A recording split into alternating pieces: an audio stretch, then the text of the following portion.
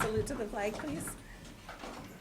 I pledge allegiance to the flag of the United States of America and to the republic for which it stands, one nation, under God, indivisible, with liberty and justice for all. Thank you. Roll call. Oh, if you haven't signed the back of the register, please do so. Roll call. Ms. Strong? Here. Mr. Crouch? Present. Ms. Hernandez? Present. Mr. Jaramillo? Ms. Quintero? Present. I move that we approve the agenda as submitted. Roll call. Ms. Strong? Yes. Mr. Crouch? Yes.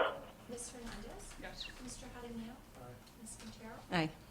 Thank you. Do we have any governing board comments?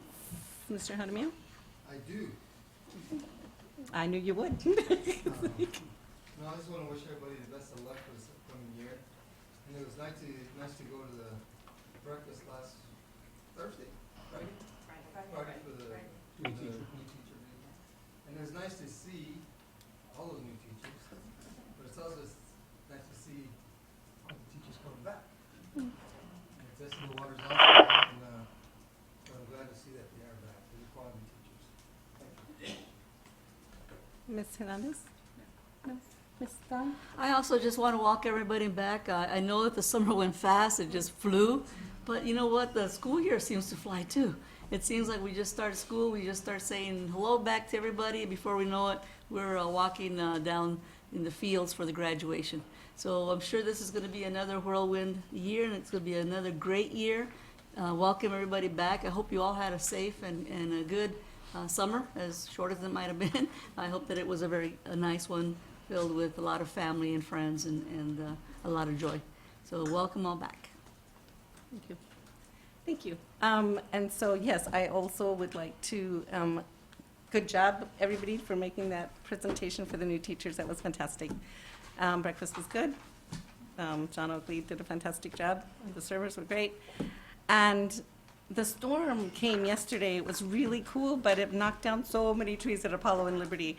And so everybody's been trimming trees because they were like broke everywhere. So I did see the guys working really hard in the sticky days. So good job to them. They did a good job. So yeah, so thank you, everybody. Superintendent's report. Oh, Buck, I'm sorry, Mr. Crouch. Do you have any governing board comments? I'm so sorry. Yes, I would just like to welcome everyone back for the 2019-2020 school year. And this is all staff, all teachers, all the parents, and all the children. So this is going to be a fantastic year, and welcome back, everyone. Thank you. Okay, now your turn. My turn. All right, Madam Chairman, members of the governing board, members of the audience, we have our superintendent's report here. I want to welcome Maricela Felix, who's our new director for public information. So she's here now, manning the fort. So everyone, be patient. She's going to figure out all the technology here. We're good. So I'll start by just welcoming from our leadership summit. So our district leadership team, school principals, and I'll answer that right now. IPs attended the two-day summit held at the JW Marriott Star Pass this year. So we welcome 7 new principals, 3 new assistant principals, and 4 new directors. We took a deeper dive into showing how our graduate profile fits over this overall strategic plan of the district, and also work to make the organizational meaning of this concept called collective efficacy and how we work together and our mutual agreement as leaders. With it came discussions and activities to build around this conversations around accountability and responsibility. We did some activities. You saw the glasses. So we had a theme going, which was also kind of 50 years, the summer of 69, since it was summer of 2019. So it was kind of 50 years later. And so we had 3D glasses to kind of pop out some of the movies from that time and distract from the work. And then we also had the little pipes that were being held was a systems thinking activity on how we work together and make decisions on how we put marbles through pipes. And that was a fun activity. We get to see how some people act as leaders, and people got some good critique over this. So this was good. I saw. Okay, there we go. How many marbles made it in the can? So there were 5 that actually had to go through a series of pipes. So the first one was good, and after 5, people started yelling at one another. So that was pretty good. Good times there.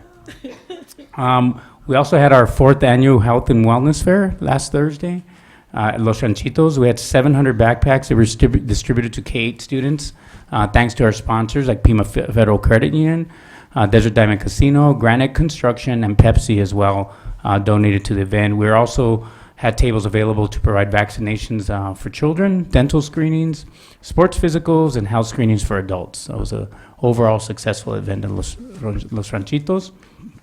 And then lastly, we had our new teacher orientation. So we welcomed 95 new teachers to the district. We had a bus tour of all the schools in the district throughout the day. Teachers got an overview of curriculum and the subjects math, science, social studies. I had a couple of our board members actually welcome them. And we had we're on fire theme. You guys saw all the little things. So that was kind of really nice. Had some fire teams going, so everyone was on fire. So no more fire marshal code breaking, just fake fire. As you can see in the background, see we're thinking if we're the flames in the back there. So that's good. Pam, it looks like you're on fire. That's kind of it's a good visual. And Pepsi sponsored that. It was like a Michael Jackson Pepsi commercial or something. Okay, sorry. That was a good one, though. You guys remember that? You guys are all too young. You guys are all too young. That concludes our superintendent's report. Thank you. And when you're hot, you're hot. Okay. Thank you. We have no recognitions, but we do have call to the audience. So, Carlos Acedo.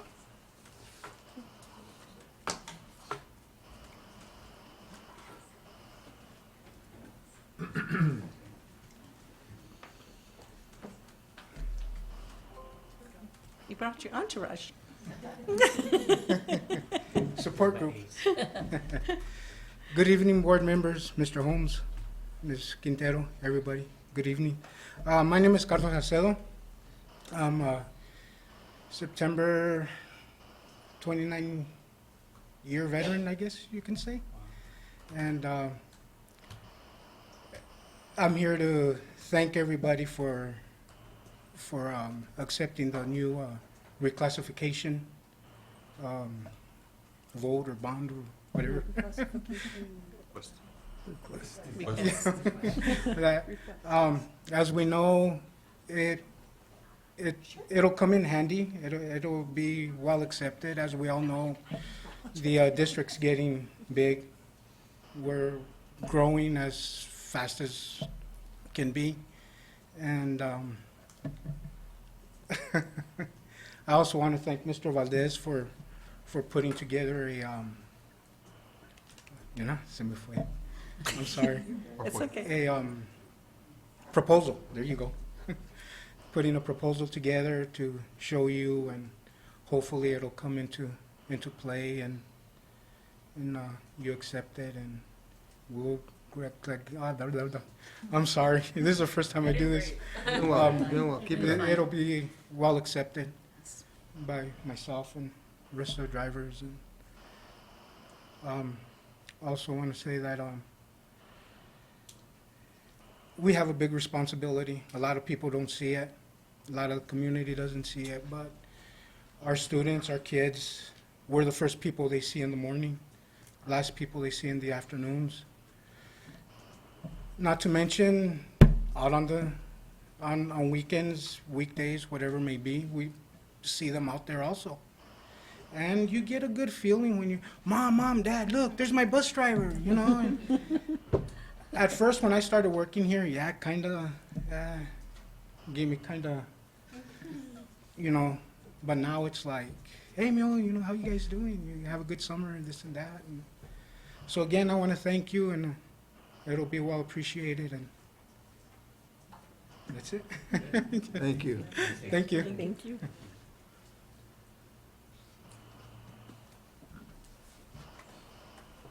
Don't know this next person. Her name's Yolanda Herrera. I'm responsible for her comments. Oh. Well, Gotta love those siblings, right, Consuelo?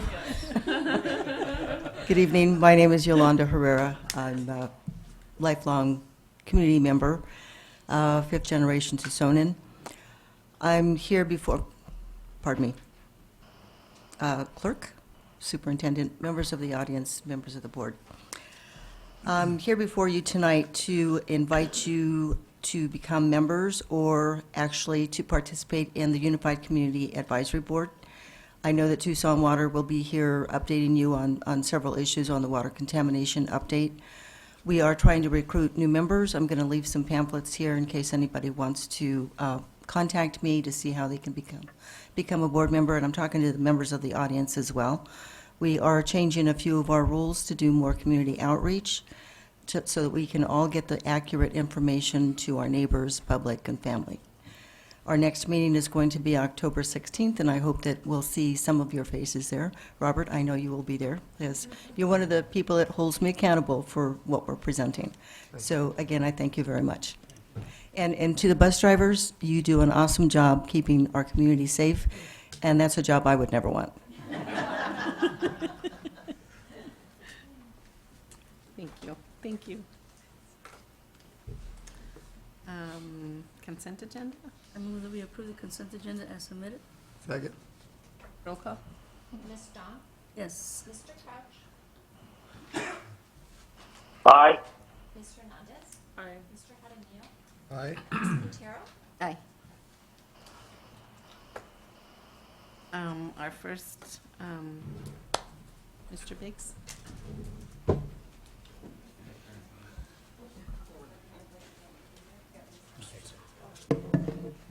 Governing board members, Superintendent Holmes, tonight we have Mr. Jeff Biggs from Tucson Water to present to the governing board a PowerPoint presentation, and along with the information regarding the testing that took place at Elvira Elementary School and Challenger Middle School in February. We're happy to inform the governing board that the test results did come back, and in essence, the summary, there's a 379-page technical report that I think Mr. Biggs hasn't even read, but he just went to the submarine conclusion like I did. But that's what I say. Anyway, the findings were basically that there was no TC, trichloroethylene, found in the air, nor any subsurface soil gases on the school sites. And the air quality in both of those schools was of no concern and is normal for a school in an urban area. So Mr. Biggs is here to present and address any questions you might have. He has a PowerPoint presentation to present to you regarding, I think, the TARP updates. So I'll turn it over to Mr. Biggs.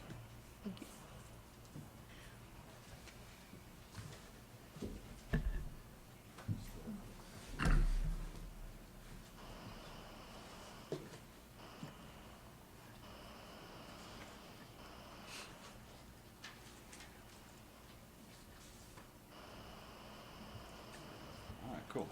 Thank you. Well, good evening, and thank you, Governing Board, Superintendent Holmes. Hector, thank you for the introduction. I feel like this is my third home, maybe fourth, I don't know. I'm rarely at home anymore, but that's okay. I like coming out and talking about what we're doing to help the community. So, again, I appreciate the opportunity to come talk to you. So, as Hector mentioned, if you remember from the community's, some of the community members' concerns, maybe a year ago, 2 years ago, it may have been when we first started talking about this, they were concerned about vapor intrusion.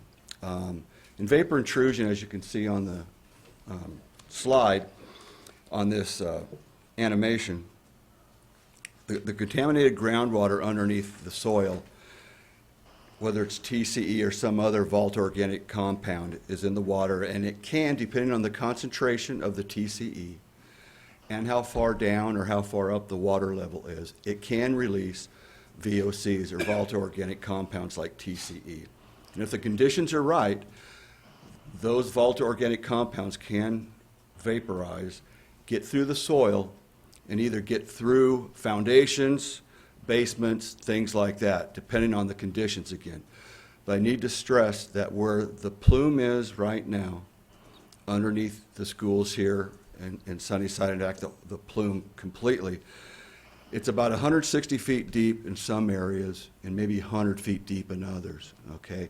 Rule of thumb is if the water level is 100 feet or closer to the ground and the concentrations are 100 parts per billion or higher, you may have a possibility of having some vapor intrusion, but those situations are not here right now. 30 years ago they were, but they're not right now. And I've got a map a little bit later to show just how much the plume has changed in the last 30 years and how the concentration has moved and what we're doing to alleviate that last little bit of concentration. So we did the testing, I should say, Wood, our consulting, did the testing. I was out of town that weekend. It was Rodeo Days holiday break, and if you remember, it was probably the worst weather in a long, long time, particularly for these folks trying to do vapor intrusion testing outside. It rained, it snowed, it was windy, it was cold. So it was not really a good situation, but they did a great job in doing the work. So I probably should have taken this slide out. I apologize. This is some of the same presentation we gave at UCAB. But we did also do, besides Elvira and Challenger, we did do C.E. Rose Elementary School for TUSD. So at Elvira School, which was again done over Rodeo Days holiday, as you can tell by the slide, there's a legend down on the lower right, and it talks about outside air samples, ambient outside air samples. You'd walk outside, grab a sample. Indoor air samples, ambient air. You'd walk into a room and grab a sample. Outdoor soil vapor sample, down in the ground. They pull a sample out. And you can tell on the grounds there, we did numerous samples. We did 13 outdoor soil vapor samples. And they were drilled to about 5 feet below ground because that's pretty much standard business practice for vapor intrusion. So we did 13 outdoor samples. We did 1 ambient outdoor air sample, just outside. And then we did 1 indoor sample that actually came back with a very low level of TCE. But when you compare that with the level that was in the ground, it was obvious that that TCE level did not come from the contamination, the groundwater. It was just background noise inside the building itself. Solvents, whatever people use to clean the schools. It's normal for an urban school to have these types of detections in them. So that was why there was a TCE. And once I'm done with this and there's questions, and I'm sure the very first question I will not be able to answer because I'm a water guy, I'm not a vapor guy. But Julie is prepared to answer any questions that you might have that goes way above. So if I get that deer in the headlight look to you guys, you'll know that I'm beyond what I could understand.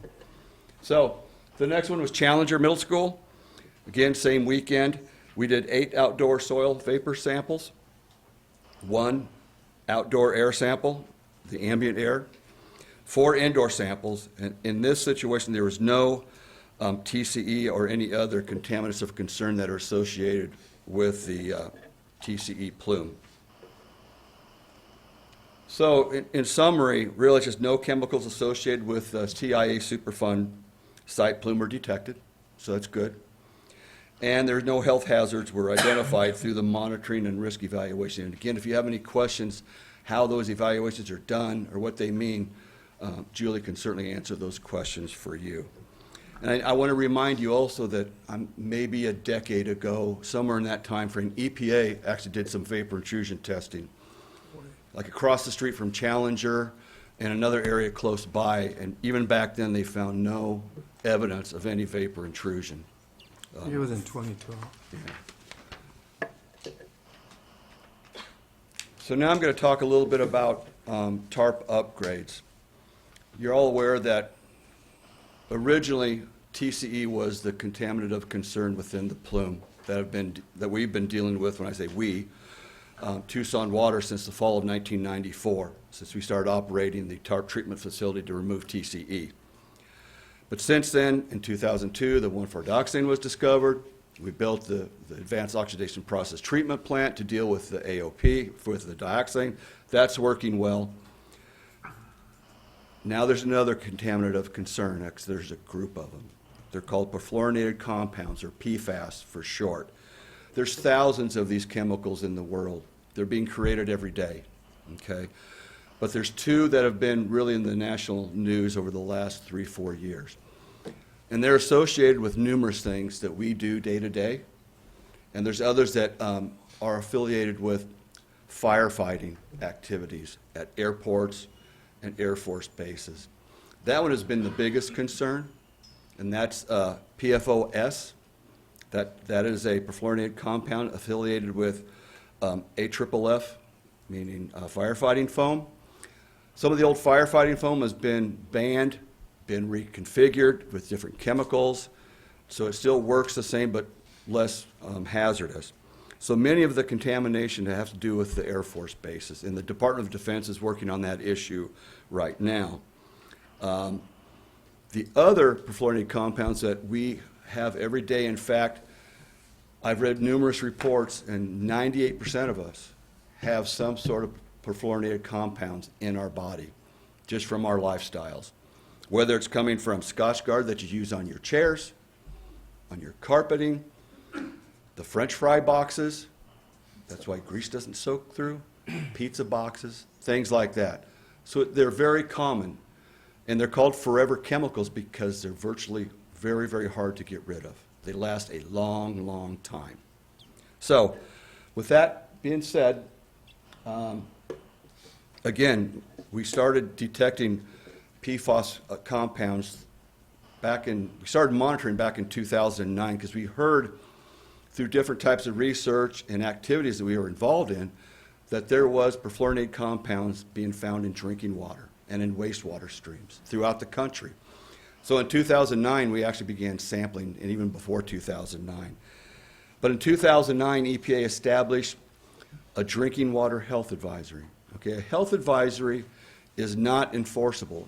It's what it states. It's an advisory to a drinking water utility or a community that says, look, this compound has some health concerns, whether it's carcinogenic or whatever the case may be, but it's not enforceable. But we're telling you there is some health concerns with that. When a health advisory turns into a maximum contaminant level, or what we call an MCL, that becomes enforceable. That means all drinking water utilities must meet whatever that level is. Okay, EPA will enforce that. So both with 1,4-dioxane and perfluorinated compounds, they're just health advisories. But I want to, I've probably said this before, and I'm sure I will say it again, Tucson Water treats all health advisories as if they were an enforceable contaminant level. That's what a drinking water utility should do. Our main purpose is to protect the public. And I want to make sure you understand that that's what we do every day, 365 days a year. So in 2009, there was a health advisory established by EPA, Drinking Water EPA. At that time, they divided PFOA and PFOS into two different levels. PFOA at 400 parts per trillion. And many times I talk about parts per billion. Now we're talking about parts per trillion. One part per trillion is the same as one drop of water in 20 size Olympic swimming pools. Okay? Very, very small amount. So PFOA is at 400 parts per trillion, and PFOS, which is the firefighting foam, was at 200 parts per trillion. Okay, so in 2009. Between 2013 and 2014, because we heard that, hey, EPA is starting to talk about maybe changing these health advisories, most likely dropping them. So we began sampling within the tart plume, and we did find some PFOA and PFOS, but they were well below the 400 and 200 parts per trillion at the time. And then 2016 came around, and EPA did set a new drinking water health advisory. But this time they combined the two chemicals instead of having them separate, and they lowered it to 70 parts per trillion combined. So they really, really lowered that level in an attempt to protect the public. So again, we immediately said, okay, now we have a new goal we have to reach. Okay, 70 parts per trillion is the health advisory. Well, we're going to go even lower than that. Okay, because we want to make sure that we're protecting the public. So we over those 2 years of 2016, 2018, we continued monitoring the plume and the water going through the TARP treatment facility. And then in 2018, in the fall of 2018, last year, our director, Tim Tamir, decided that, we had seen a year ago in June, a report came out that said, there's some incidents and there's some information out there that the 70 parts per trillion may not be protective enough to the public. So we looked at that report and we looked at the methodology that they came up with these levels, and we decided that we would set an internal goal of 18 parts per trillion combined, much less than the 70 parts per trillion, because that report basically said that maybe is the new level that might be attained or might be set in the future. So that's what we set our goal at, 18 parts per trillion. And then we went a step beyond that. That was an internal goal, all right? What we're really shooting for is having no perfluorinated compounds in the drinking water. No one is doing that in the country, okay? But we are. We're maintaining that as we speak right now. The detection level for each of those compounds is 2 parts per trillion. So we're maintaining below 2 parts per trillion as it leaves the TARP treatment plant and any other potable drinking water well that we have, because we have some other wells that we've had to shut off due to contamination out of DM because of past firefighting activities and training activities. So we set that in 2018. We began doing some bench scale testing, which means you use some lab equipment and start testing different types of treatment technologies to see which one will work best for a permanent treatment at the TARP treatment facility. We did a lot of testing, and what we came up with was that granular activated carbon in our situation, GAC is what we call it, works best to remove the perfluorinated compounds. And luckily, GAC is part of the AOP treatment facility, okay? So we were kind of lucky in a way that because of the AOP treatment to remove the dioxane and the TCE, we had the GAC treatment. Too many acronyms, I'm sorry. I'm a water geek, I use acronyms all the time. So if you have any questions, throw them at me. So we decided GAC, granular activated carbon, was the treatment technology that we were going to select for a full-scale treatment facility at TARP.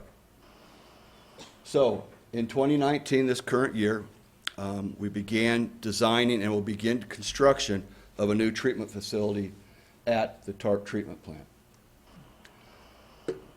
And while we were designing that and looking at how we were going to build a full-scale treatment facility, we decided we needed to replace all the carbon, granular activated carbon, out of the 8 GAC vessels that are at the TARP treatment plant. Some of you have been at a tour at AOP. You've seen those vessels. The water goes through those vessels to remove hydrogen peroxide that is used in the AOP treatment to remove 1,4-dioxane.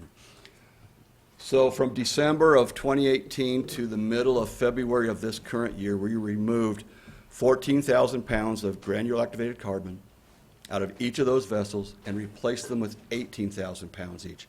That gave us even more granular activated carbon to use for treatment. That spent carbon was sent to a hazardous landfill to be disposed of. It was incinerated at a very high level and then disposed of. So that has been done. So it's fresh carbon. We're monitoring those vessels every week. We're taking samples. You can tell on your slide there, there's 3 separate sample ports on the side of the vessel. And then at the bottom, there's a 4th one. So as of right now, we are taking 4 perfluorinated compound samples out of each vessel each week. So we can see how the carbon is doing as the water moves through that vessel. And by the way, those samples cost us about $300 a sample. So we've spent this since January of 2016. We have spent well over $150,000 in costs for analytical work. So we're replacing the carbon as we speak. That's done. Now we're moving on to the full-scale treatment facility. Maybe. There we go. But before that, I want to show a little bit about the compound as it moves through the treatment plant, how we're removing it, the concentrations going into AOP, and the concentrations leaving going to the public. You look at this graph, there's some horizontal lines that are important to note. The top red one, which is at that 70 parts per trillion, where it's marked on the vertical axis, that is the current EPA health advisory of 70 parts per trillion. The dashed blue is Tucson Water's internal, 18 parts per trillion. The green is the method reported limit or the detection limit for perfluorinated compounds. It's 2 parts per trillion for PFOA and 2 for PFOS, so total combined is about 4 parts per trillion. As you can tell, the water coming in from the 9 remediation wells into TARP is just over 13 parts per trillion. As it goes through the carbon that I just showed you, it removes it below detection limit. Okay, and then besides that, we're adding water from another source to even ensure that that water stays below the detection limit as it moves through the distribution system.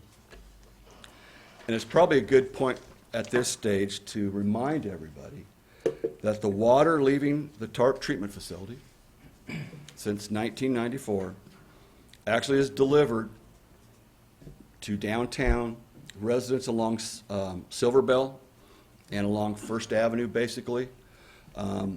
About 60,000 residents receive that water from the TARP treatment plant.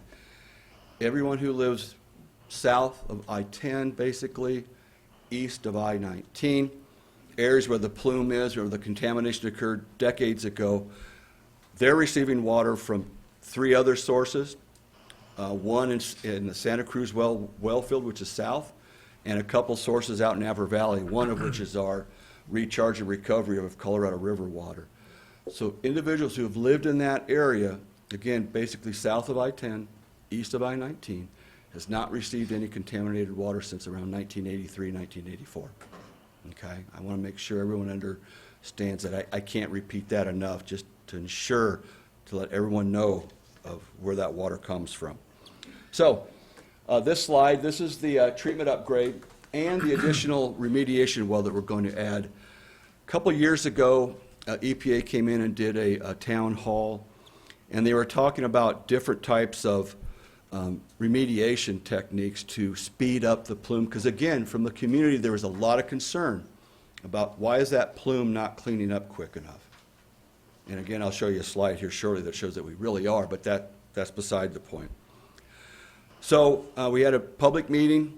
It was a pretty interesting meeting. It was pretty vocal at times, pretty heated, and emotional, but I understand that. But out of that, the public really had a lot of concerns with how we're cleaning up that plume. So what the city did is that we decided to drill a 10th remediation wells. And I'll show you on this plume where that 10th well is, and that well is being drilled because of the public concern. Okay, I want to make sure everyone understands that if you come to us or come to a meeting like UCAB, speak to regulators, speak to the city of Tucson, we listen, okay, and we understand public safety for our drinking water, and we'll react accordingly. So this really came from the community, not from Tucson Water. So the well's going to be drilled. We're going to add pipelines from that well to the existing well field, which is dedicated to only drinking to the TARP contamination. It doesn't go out anywhere else. It goes to the treatment plant. We're going to add 12 more GAC vessels at TARP.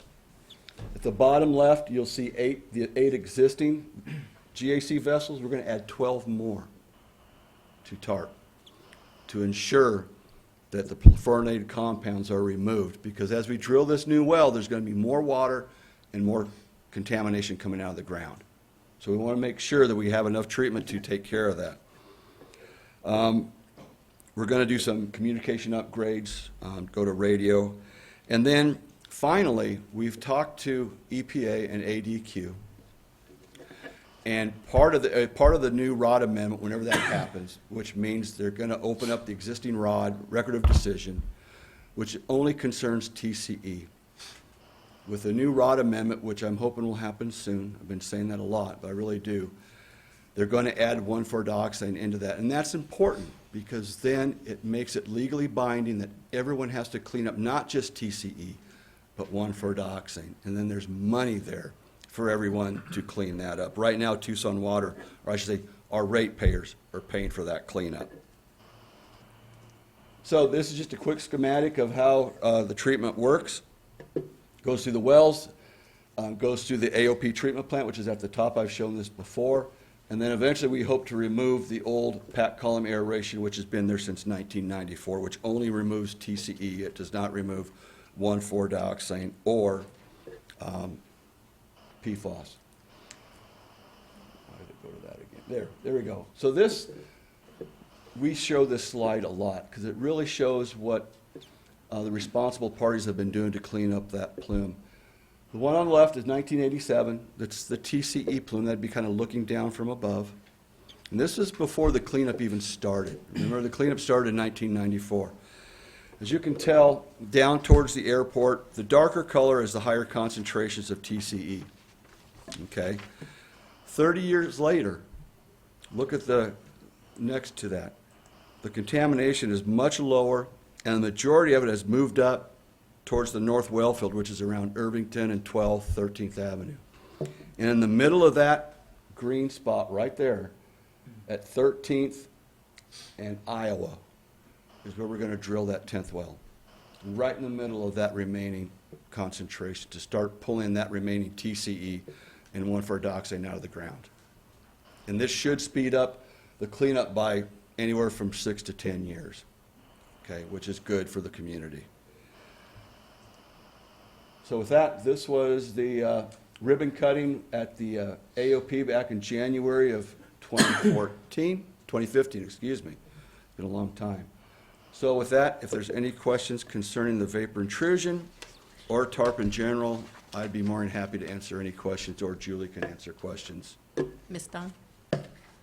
First of all, I want to thank you, the City of Tucson Water Department, council members, Fimbres and Romero, for listening to the community.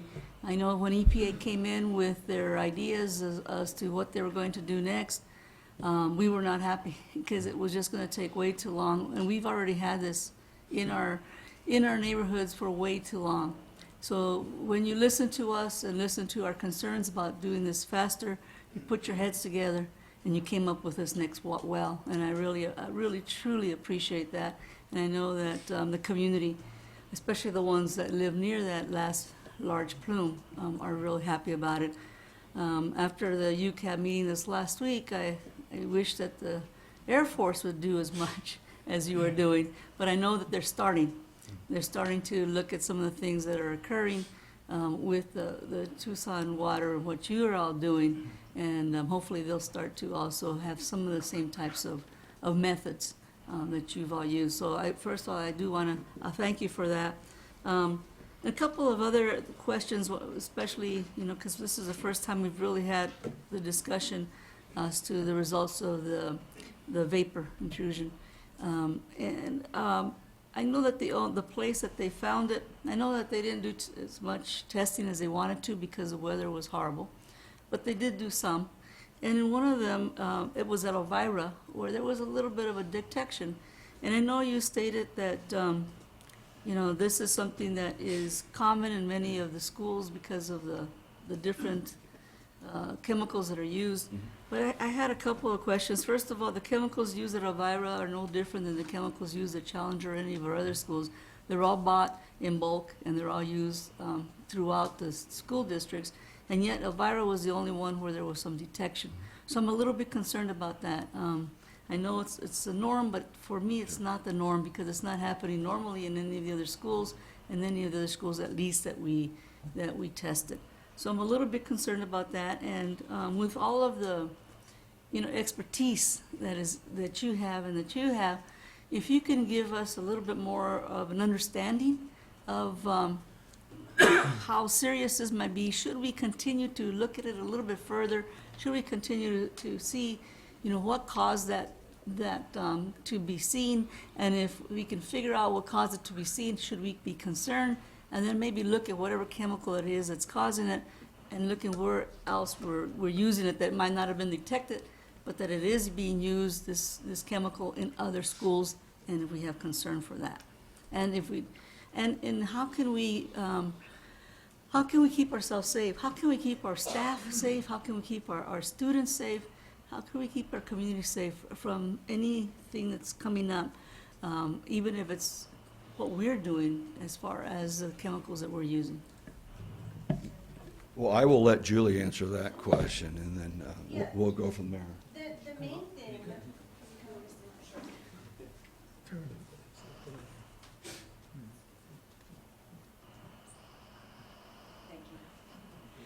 Okay, so the main thing with finding this one concentration that we found at TCE, first, the most important thing to point out is that it didn't exceed any of the indoor risk screening levels that EPA has set.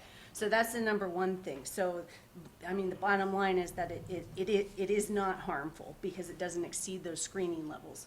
But the second thing is what we were looking at was to find out if this was coming from vapor intrusion. And the way that we do that is we look at the concentrations in the soil gas, and in the indoor air. And we didn't find anything in the soil in the ground itself.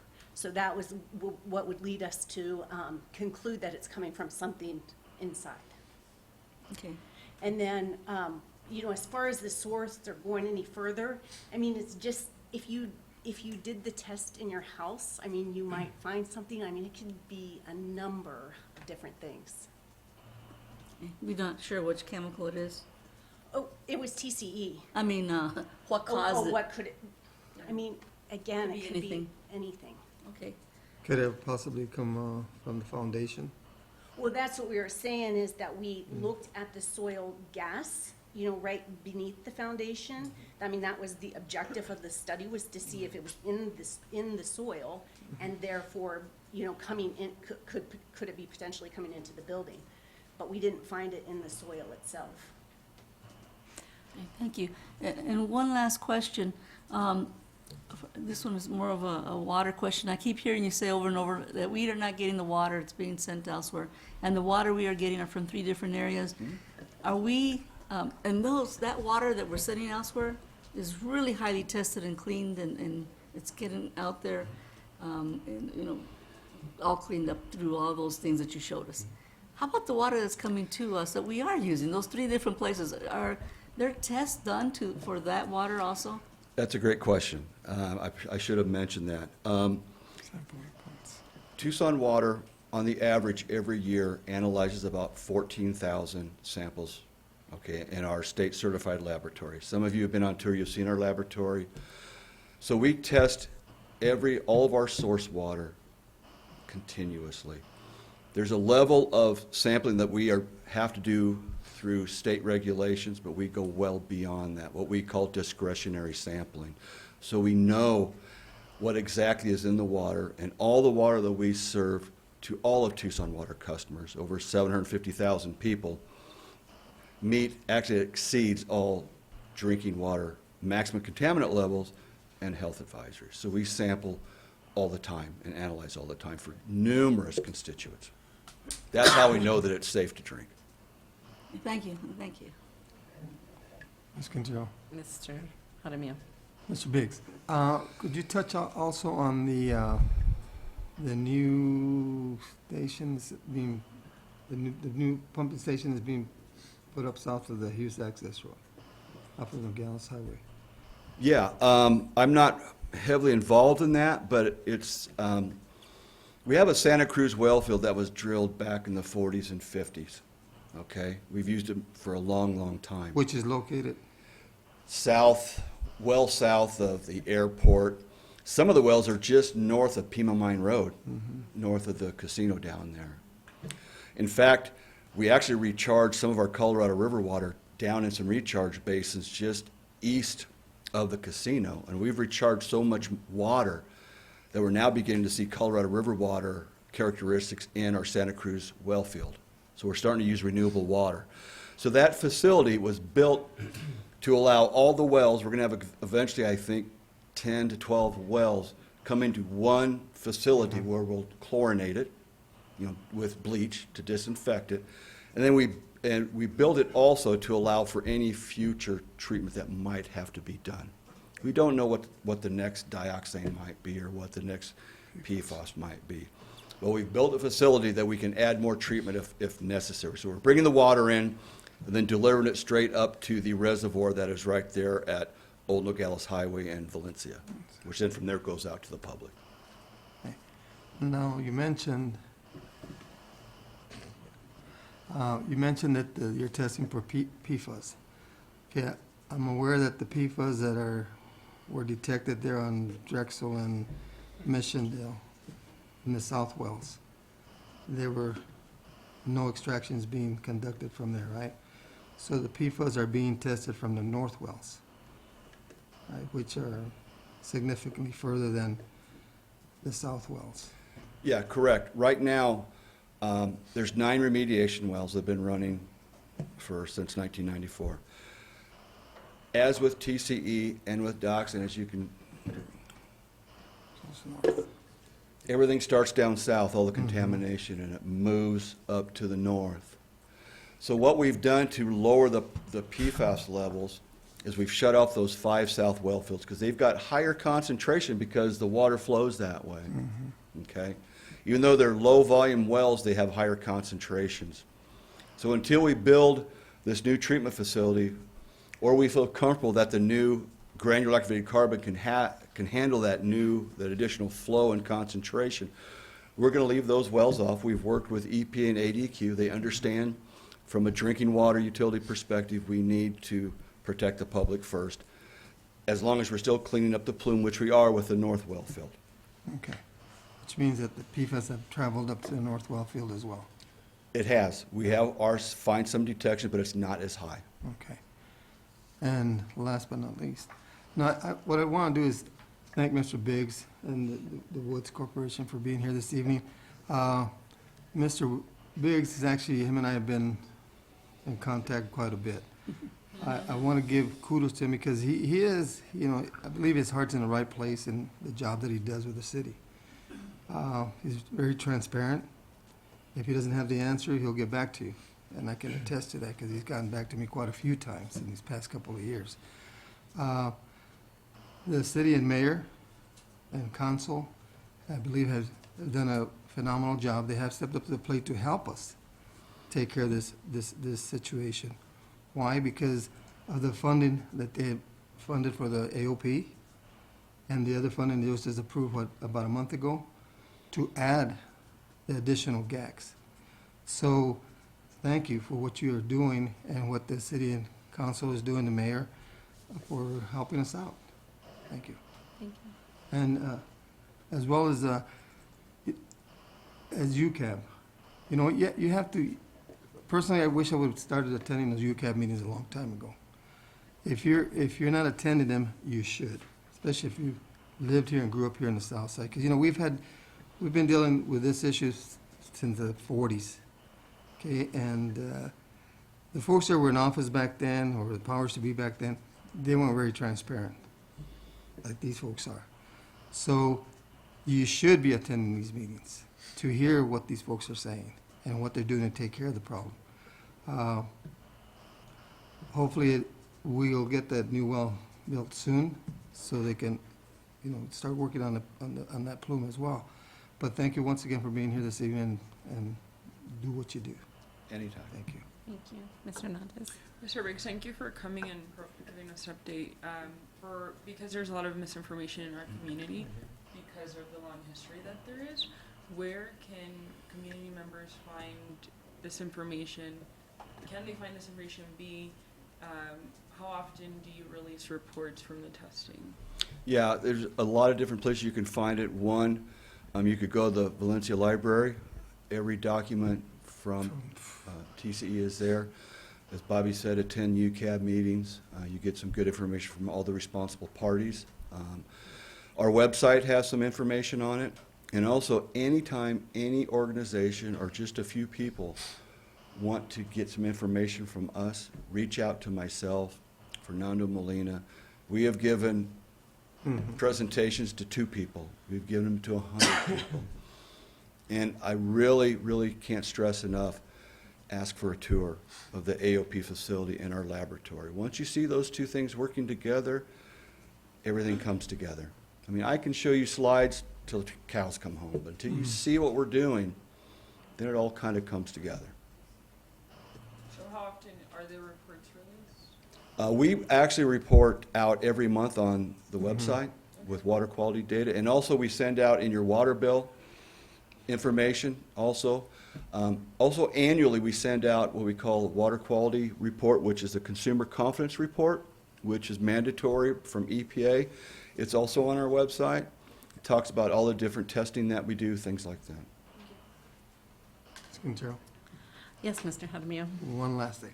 And, you know, it's actually part of our curriculum as well Yes. at Desert View High School and at Sunnyside. And the science teachers have made it part of their curriculum to visit the sites, which is totally awesome because, you know, our youth need to know what the history of this contamination has been, not only here, but it's happening nationwide. So kudos to our teachers as well that take the initiative to have that curriculum in their lessons. Thank you. Thank you. Mr. Crouch, do you have any questions? Yes. First, I'd like to thank Mr. Biggs and Tucson Water for presenting the information.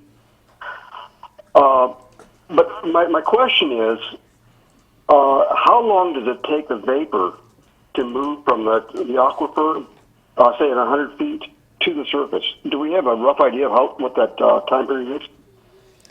I'm a water guy, but I'm sure it depends on what the soil is made up of, but Julie will give you a good answer. Yeah, thank you.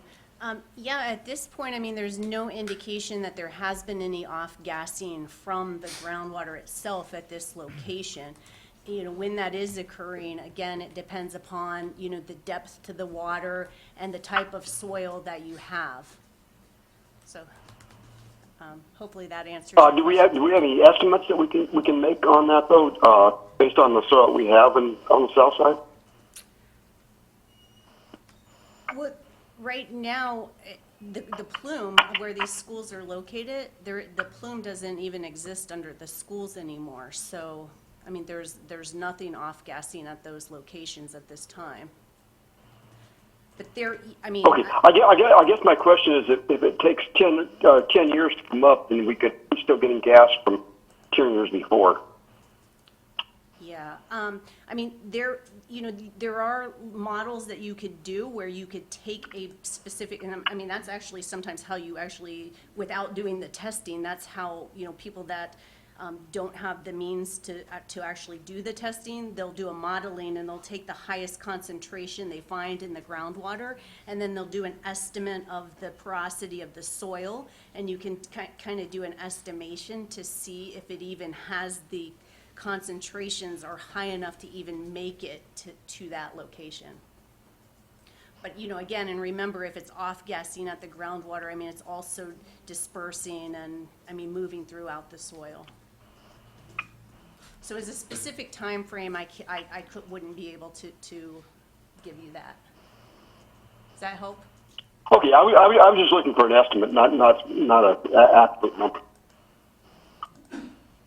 Good. Well, the one thing to remember is that it took many years for the contamination, you know, to get to the groundwater to begin with, and then for it to get there and then to off-gas back up, yeah. So probably even longer than it took to get there to begin with. Does that help? That's fine, yes, thank you. Thank you. Mr. Biggs, so it's $300 per sample, right? As of July 1, our water rates went up. Does that help pay for that? Are we paying for that, those samples? Yes, you are.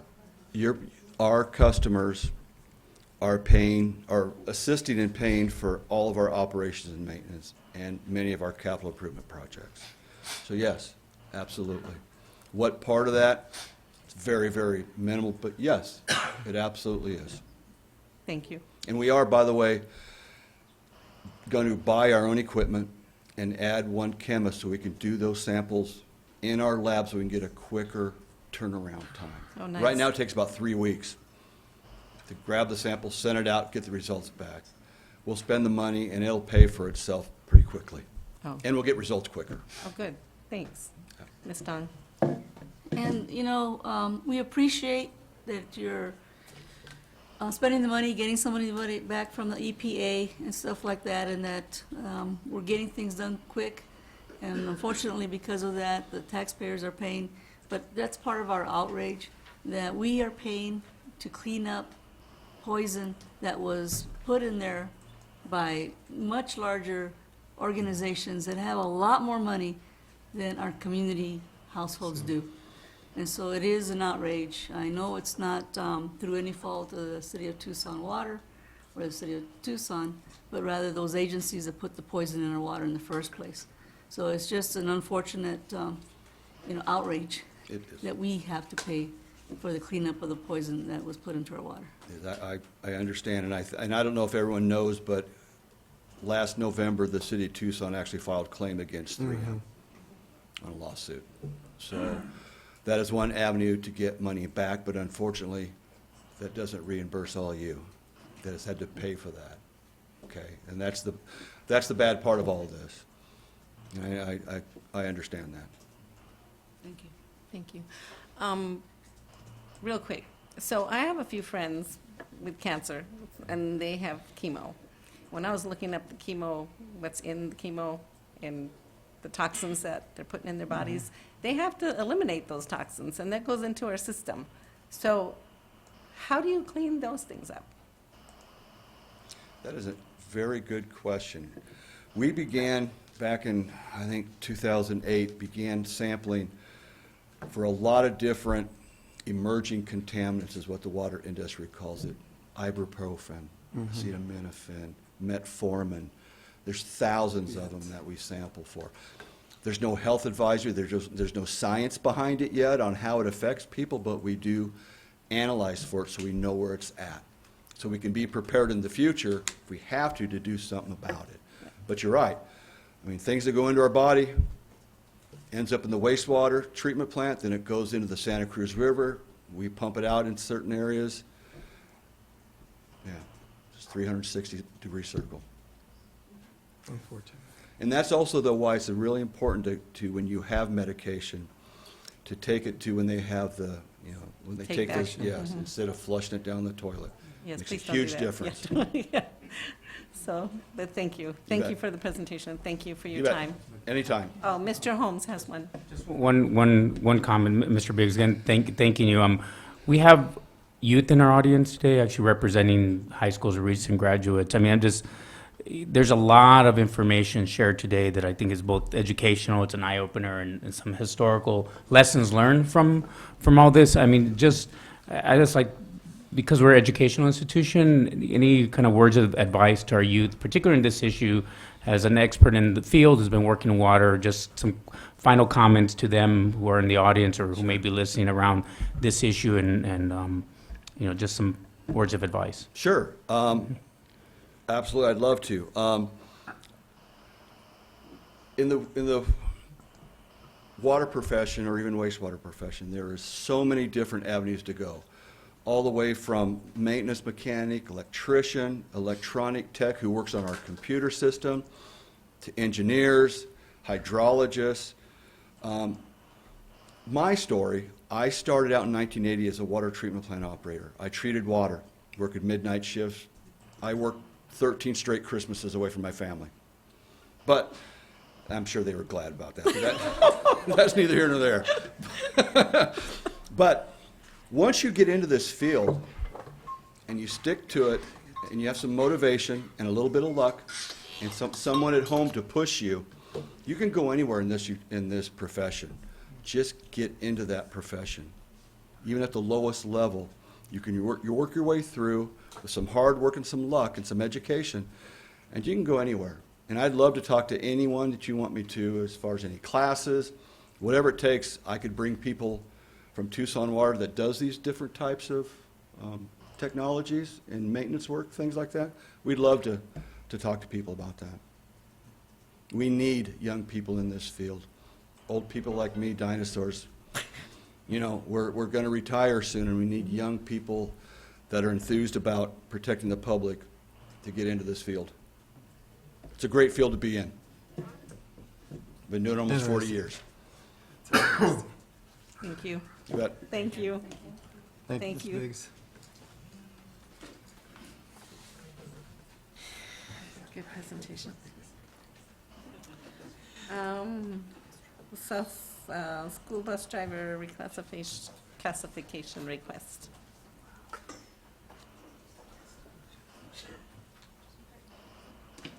Good evening, governing board members, Mr. Holmes. Come to you tonight for a proposal for the reclassification of our bus drivers from a current grade 10 to a grade 12 on our current pay scale. Before we get started, I'd like to say thank you to the governing board members, Superintendent Holmes, for considering this and allowing me to bring it forward. It's very seldom that in any industry that we're proactive and try to get in front of something. Right now, we have a really good group of loyal bus drivers, as you could see earlier, that are going to be very appreciative should you decide to move forward with this. But I'm glad to see that we're being proactive with this and moving forward and doing something before it becomes a real issue and we start losing drivers to other districts. As you know, the school bus industry is very, very competitive, as you can see in a recent article where they start talking about other districts who are paying a little bit more, a little bit less, and where we land. It's very competitive, and sometimes we have drivers that will come to us and apply, and they start talking to us, and then they say, well, how much do you pay? And but the good thing about it is I've been able to put my best salesman's hat on and get a lot of people coming through here, and because we've been able to do that, we're really proud to say that this year we're starting at 100% staffing, where a lot of districts are lacking drivers. So we're doing really well. In the presentation, you'll see that as of July 17th, that we had 4 openings. I'm very happy to say that since then we've picked up 3 additional bus drivers. So I'd like to go ahead and get started. So the reclassification of drivers, and why do we want to do this? We want to make sure that it continues with our recruitment process. We'll now be able to recruit and be able to be competitive against the other districts. We'll be able to retain our drivers. Currently, we have about 39% of our drivers making less than $13 an hour. So with that 39%, it'll keep them from looking for positions in other areas. And because not only are we competing with some of the districts such as TUSD, Sahuarita, Vail, but we're also competing with the charter schools. And now a lot of the charter schools are starting to contract out to private organizations such as Royal Transportation and other transportation services, Durham Transportation. So we're competing with a lot of other places. It's not just the TUSD and Sahuarita and Vail. Now we're competing with other private organizations. So it'll help us retain those drivers that we currently have that have been loyal to the district. And we'll show them that support and that thanks to them, that loyalty. We're also going to have, as I said, a competitive compensation. There'll be a competitive compensation that they'll be able to say, hey, look, you know, I'm not at the bottom of the barrel. I'm cared for. People looking at me and they're actually thinking of me and they're doing this proactive before I say, if I don't get a pay raise, I'm going someplace else. And then as we can see, as we saw earlier, it'd be a big morale boost to the other drivers as well. So that's real. And let's talk about the current reality. And our current reality, as we said, we currently our drivers are at grade 10 with a starting pay of $12, $13 an hour. We currently have 56 bus drivers. Of those 56 bus drivers, 22 of them, or 39%, are making less than $13 an hour. Our median salary is $13.69 per hour. Our average salary is $14.18 an hour. And as I said, as of July 17th, when this presentation was put together, we had 4 openings, and we've been able to bring up to 1 opening as of today. One thing that we do in here at Sunnyside that a lot of districts don't do is we have a better benefits package, and that's part of my salesmanship. Is when I get people in, it's part of the hook. We do give 22 paid holidays, 14 PTO days. We guarantee our drivers 6 hours work, where a lot of districts don't do that. they'll have a 4-hour route, and that's what they hire people for. So you get 4 hours a day. We guarantee our people 6 hours a day, which helps giving them a livable wage, and that's our ultimate goal. And then we also have a 208 annual workday calendar, of which a lot of districts are at 200 or 204, but we give them the 208, so that helps a little bit also. So I'd like to turn this over now to Dr. Bergman, who can move forward and let you know what our recommendation is.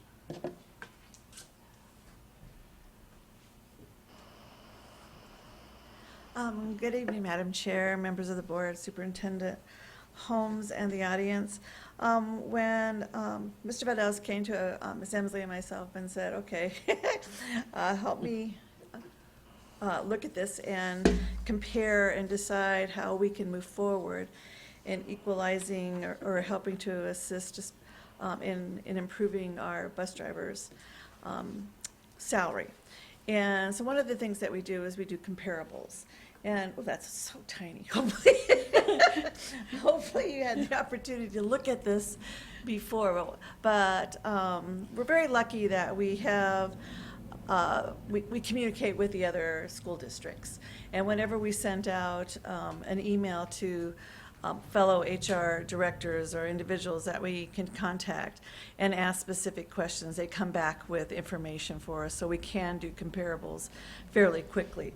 And on this document, this really helped us look at why we needed to do this. And one of the things I wanted to point out is that we looked at Catalina Foothills, Vail, Marana, Amphi, TOSD, Sahuarita, Santa Cruz, Sunnyside, and Tanque Verde. So we got a wide spectrum of districts and what their starting salary was. Did they get paid holidays? How many days do they work? And we were able to pull together quite a bit of information then to determine what that recommendation would be. The closest district to Sunnyside is Amphi. And if you looked at Amphi, we're very similar in what we do to support our bus drivers.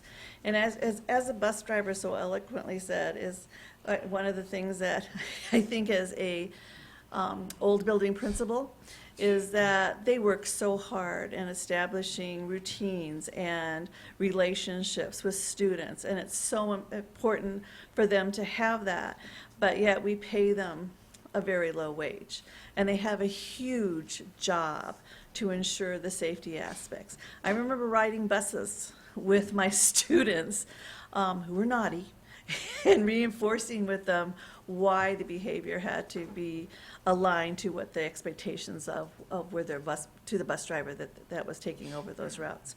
And I know that happens across board with all the elementaries, especially those elementaries who have 10 or more buses.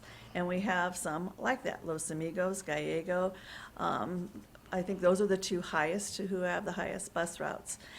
So what we did is took this, and then when we had this data, we were able then to sit down with Mr. Valdez and say, okay, let's make some recommendations now that we know this information, and take that to the board so that we can justify why we want to bring this forward. So can you go back to the PowerPoint?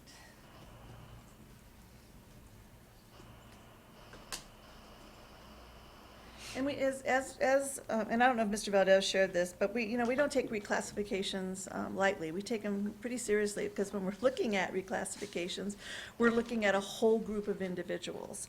And it's not just for one person. And we're also thinking of our current employees who are sitting in this grade, and who are peppered all the way through, making various salaries depending on how long they've been with us and how they've been able to move through the classified schedule. But you also have to be aware that our classified schedule, because of the wage, the state wage law of us having to increase that entry level, has created some compression that we haven't been able to deal with. We've done, with Mr. Encinas' help, we've done some slight improvements to help alleviate some of that. But so this recommendation will also help somewhat with that compression for some of our drivers who have been with us a very long time. I mean, Carlos has been here a long time. He didn't state how many years. I think he said, did he say? He's the second Second longest. Yeah, second, yeah. And I'm like, whoa. So he's been here a long time. So what we're recommending is that we reclassify the school bus drivers and we move them from a grade 10 to a grade 12. The new starting hourly rate for anybody who we hire who doesn't have prior experience would start at step one, which would be $13.38 per hour, which is comparable, if you go back to that it's not the highest, but we also have some great benefits that if you look at the highest paid, which was Catalina Foothills, they don't have the benefits that we offer. It's just a flat 16, it's not even guaranteed hours. The new medium salary for all of our bus drivers would be $15.09 per hour, and the new average salary would move to $15.54 per hour. The benefits would stay the same. They'd still have 22 paid holidays, 14 PTO days, a guaranteed 6 hours a day, and they would stay on the 208 annual work calendar. And one of the things that I pointed out to Mr. Valdez is he has 4 days that he can work with our bus drivers for professional development and bring them together in those 4 days. And that's one a quarter to deal with things that may come up that have to do with, what was one of the, reporting. In this, we're gearing our training to topics that are not historically Dealt with. or not historically part of a school bus driver's job, but we're looking at, this year, we're gonna be doing mandatory reporting, school lockdowns, their responsibilities during school lockdowns. Evacuation of a bus. Evacuation drills on those, and what to do during those emergency situations at schools that are now happening and becoming more prevalent. Now it's time to start training the drivers, what is their responsibility during those kinds of incidents. And especially the management piece, because they need training on how to manage students, how to work with the parents, and put those pieces in place when they're starting right off with their routes.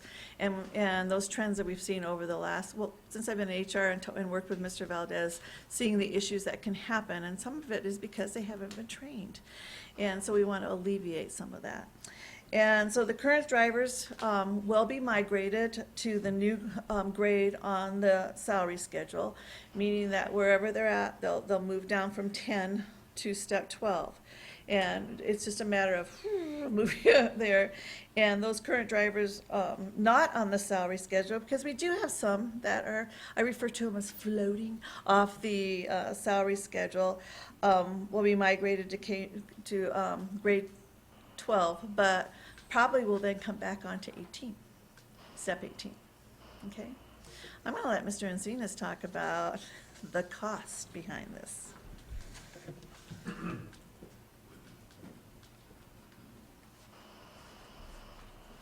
How do we pay for all of this? Okay, first of all, let's figure out how much it's gonna cost. Based on the current bus drivers that were on our payroll, and including the 4 vacancies that we're projecting at the new hourly rate, the cost increase is gonna be $96,250.02 in terms of salary. The benefits on that $96,000 increase is $20,693, and that, the benefits basically are FICA, Medicare, retirement, workman's comp, and unemployment insurance.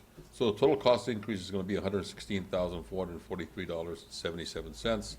And so the average increase to a majority, a vast majority of the bus drivers will be about 10% increase to their hourly rate. The individuals who are beyond the salary schedule right now, who are going to come off of the 10, 18 plus, are going to be back on 12, 18. Everybody's going to be on the salary schedule. Their increases are going to range from between 4%, which means a person who's way out there is going to still see a 4% increase and be placed on step 18 of grade 12, and then others will be about 8% increase. So, but everybody will be on the salary schedule. Okay. We intend to hopefully pay for this additional cost through increased efficiencies and implementing best practices in regards to the routing of routes, the scheduling of activity routes, runs after school, some savings from ESI employees that we've had retirements. So that's, we're going to pay hopefully 100% of it, but not all of it, but a vast majority of the cost increase could be covered this way. Any questions? So you're gonna drive the extra bus with the If I- Unifill in if that I other need- place? If I need to, I've been known to do whatever it takes to make the job done. Thank you. Good presentation, thank you. Ms. Hernandez? Ms. Quintero? Mr. Crouch, can you after Ms. Hernandez, okay? Sounds good. Okay. Just very quickly, I want to thank you, Mr. Valdez and Ms. Bergman, for the presentation. But I also want to thank the bus drivers who did make it here to the meeting. Thank you very much. And you are such a big part of building community. So I know one of you mentioned that, but yes, you do. And you're very important. And I remember all my bus drivers growing up still. So thank you for the work you do. Thank you. Mr. Crouch? Yes, I'd like to thank you for the presentation. Also, I think one factor that we sometimes forget, besides the market pressures from other school districts, is there's a cost to search and hire new employees. And when we start factoring that in, with a loss of employees, and have to go back and advertise, search, and bring those employees on, train them. We start looking at those costs. Should easily be covered by or cover this increase in the salaries for the bus drivers. So I support it. Thank you. Any more questions, Mr. No, I just want to Jaramillo? thank Mr. Valdez, Dr. Bergman for presentation, Mr. Encinas for finding the money, first and foremost. But yeah, in the past, we have lost a lot of bus drivers. And you forgot to mention the folks that have gone to Suntran. Yes. You know, that's, in the past, that was, they get their training here, they get their certification, and they look for openings over in Suntran, and they jump ship. So I think it's a good thing for our districts. You know, the responsibility of a bus driver is huge. You know, they don't only just drive the bus. You know, they have to make sure that the student gets to school safely and goes home safely. Because if the parents, you know, and then they have to deal with the kid's not on the bus, where's my kid? You know, so I want to thank you, bus drivers, for what you do. You know, not only to school, but the extracurricular activities. You know, I've ridden many buses and many long nights, you know, and thank you. Thank you for what you do. And having to get up in the morning after traveling to Phoenix or to Douglas and coming back and being responsible enough to get up in the morning and go to do your additional duties. So thank you much. You know, I support this as well. Thank you.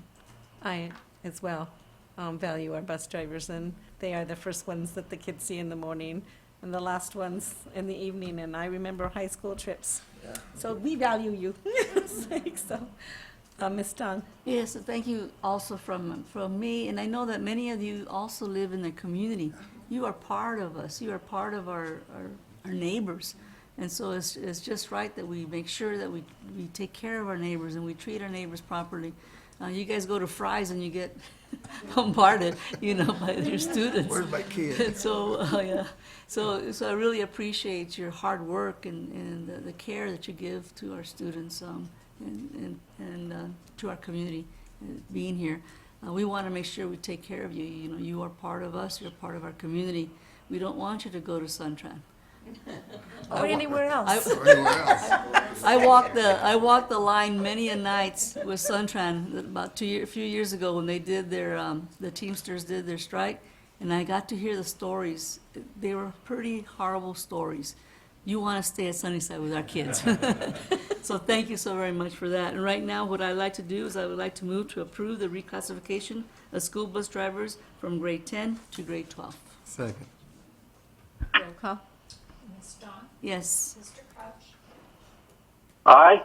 Ms. Hernandez? Aye. Mr. Jaramillo? Aye. Ms. Quintero? Aye. Thank you. Thank you very much. Thank you.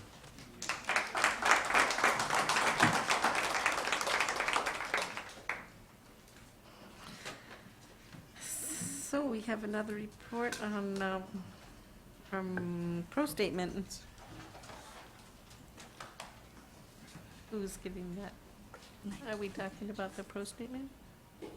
Yes, Who's getting the presentation? Mr. Holmes. Someone has to. I will. Madam Chairman, members of the governing board, before you was a draft statement that was created, just kind of shared with governing board members as a statement that needs to be approved for purposes of putting in the override pamphlet. I think it provides many of your voices and the opportunity to kind of showcase as the pamphlet goes out that the governing board is unified around what's important to our district and why the override is important. I will read it out loud because then it'll go in public record. I believe you all had a chance to kind of vet it and look at it, but I'll read it out loud for the public and then we'll post it pending your approval. Pro statement reads as follows. As one of the largest employers in southern Arizona, the Sunnyside Unified School District is a major driver of economic prosperity and educational development, producing graduates who are successful and contribute back to our community. Sunnyside students complete and even outperform the best students from any district in Arizona. Last year, we graduated a record number of 985 students, many of them National Merit Scholars, world-class athletes, industry leaders, and brave men and women in the U.S. Armed Forces.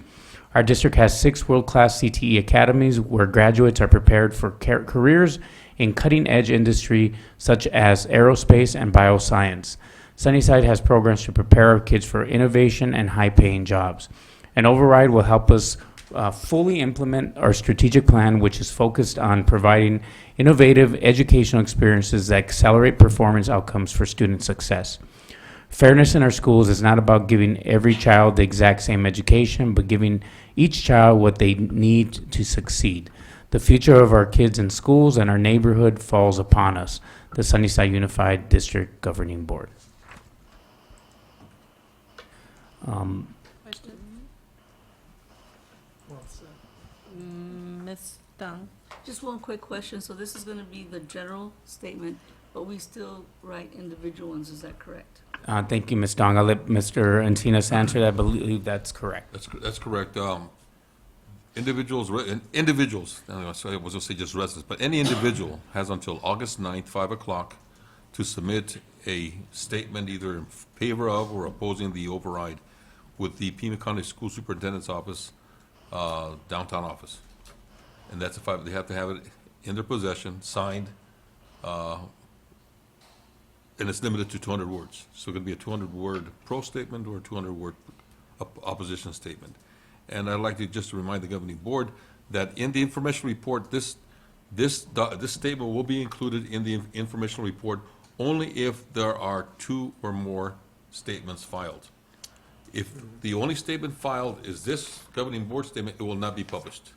The informational report will not contain any pro statements. So I urge individuals to submit your statements, and I'm not suggesting you do pro, but it's just we need more than one statement in the informational report. The other information that's going to be contained in the informational report is the information the governing board approved at our last meeting when you called for the election and approved the adoption of the budget. In that it'll indicate exactly what the override monies will be used for.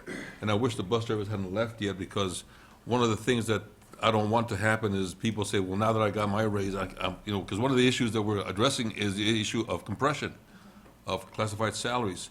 And I don't want to give the false impression that individuals now think, well, now that I got my salary raise and the governing board addressed it, I don't have to vote for the override or against it, whatever. I think the issue is that we need resources to really address the total compression issue. And the irony of it is if the governing board and the community does vote for the override, there'll be sufficient amount of money to address the compression that will also positively impact the decision you just made for bus drivers tonight, even more. So. Thank you. Yes, Ms. Hernandez? Thank you for sharing that, Mr. Encinas. So, and just to clarify, you're saying that any pro or con statements will be included in the packet? In the informational pamphlet. Okay. Yeah, in the VIP, voter informational pamphlet, VIP. That'll be mailed out to the community. Geez, I just had that here. I believe The voter informational pamphlet will be mailed out to the community. It'll be sent to the printer August 26th and mailed out to the community by the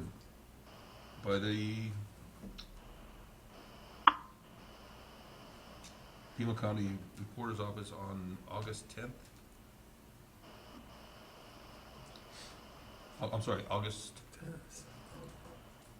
October 9th Okay. they'll be mailed out. And just so everyone in this room also hears me say this again, but can you just remind us when the election is November 5th, Tuesday, November 5th of this year? of this year, 2019. The ballots, according to the schedule, the ballots, early mail-in ballots will be mailed out. They'll be all mail-in election. They will be mailed out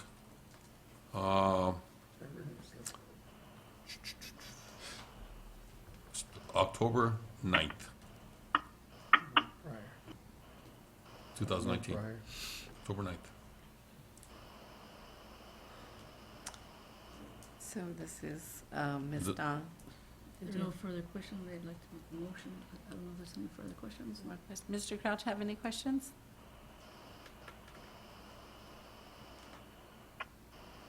No, I don't at this time. Thank you. Ms. Dawn. I would like to move that we approve the draft of the pro statement for the override as submitted at Tuesday, July 23rd, governing board meeting. Second. Roll call. Ms. Dawn? Yes. Mr. Crouch? Aye. Ms. Hernandez? Aye. Mr. Jaramillo? Aye. Ms. Quintero? Aye. Thank you.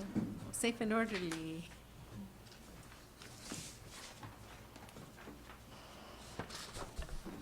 Thank you, Ms. Quintero, governing board members, and Superintendent Holmes.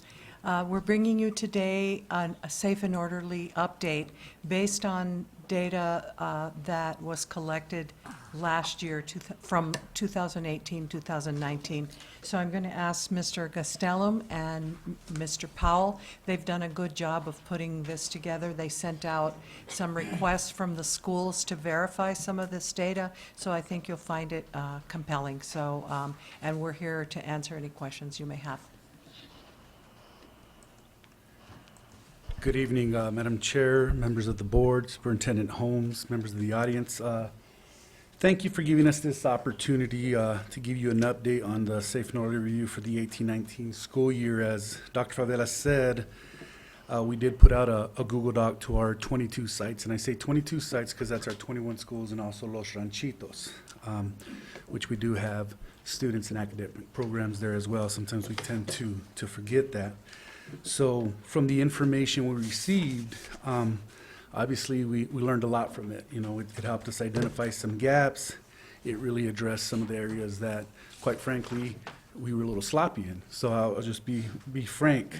I do want to remind everyone that, and especially our site administrators, it is, safety and security definitely is a responsibility of all of us. You know, I mean, the safety of our students is number one for us. So of the 22 sites that responded to the Google Docs survey, 22 sites, 14 reported having a lockdown drill, okay?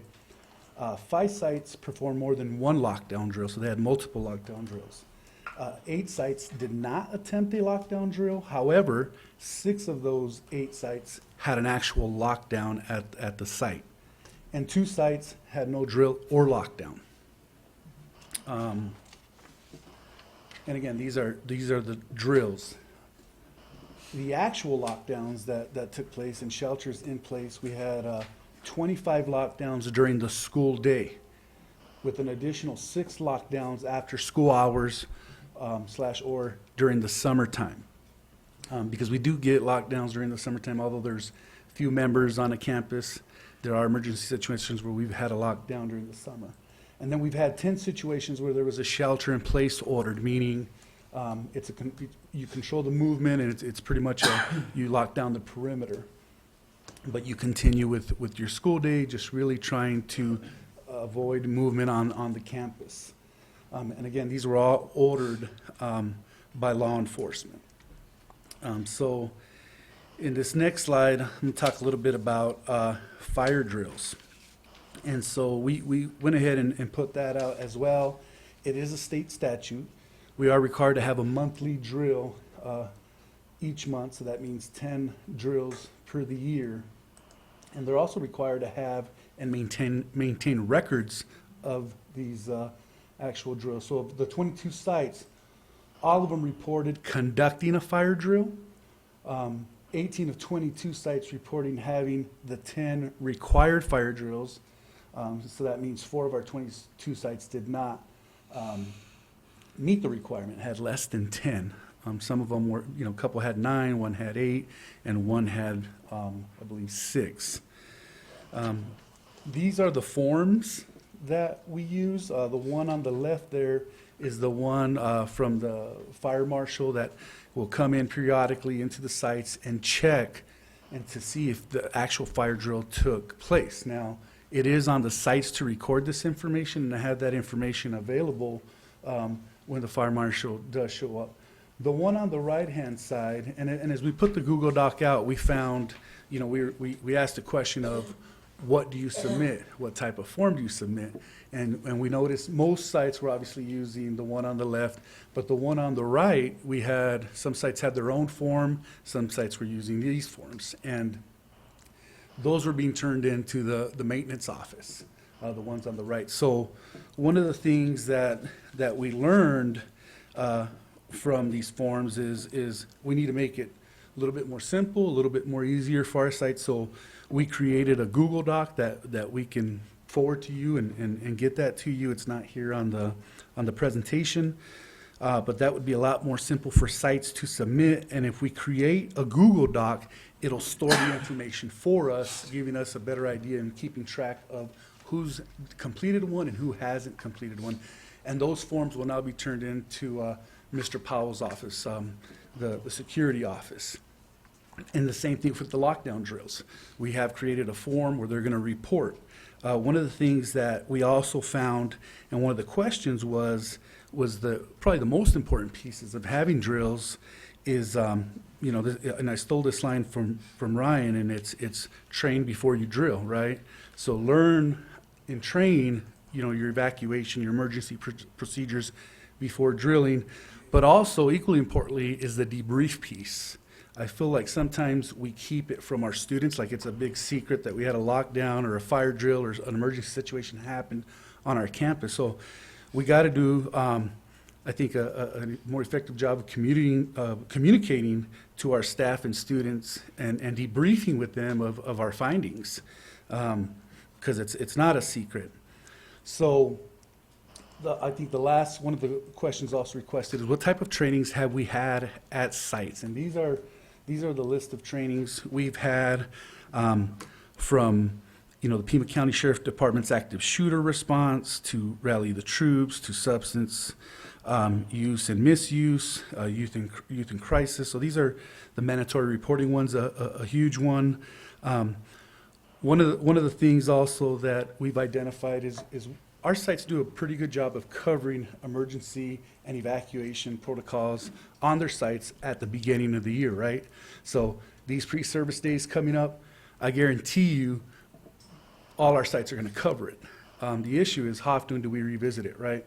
How often do we go back and say, we have to make a change here because there's a new building going up and we can't evacuate in that area. So is that adjustment made? So it's important that they keep those pieces in mind. So I'm going to go ahead and pass it on to Mr. Powell, who's going to talk a little bit about 911 calls and talk a little bit about data that we received from TPD.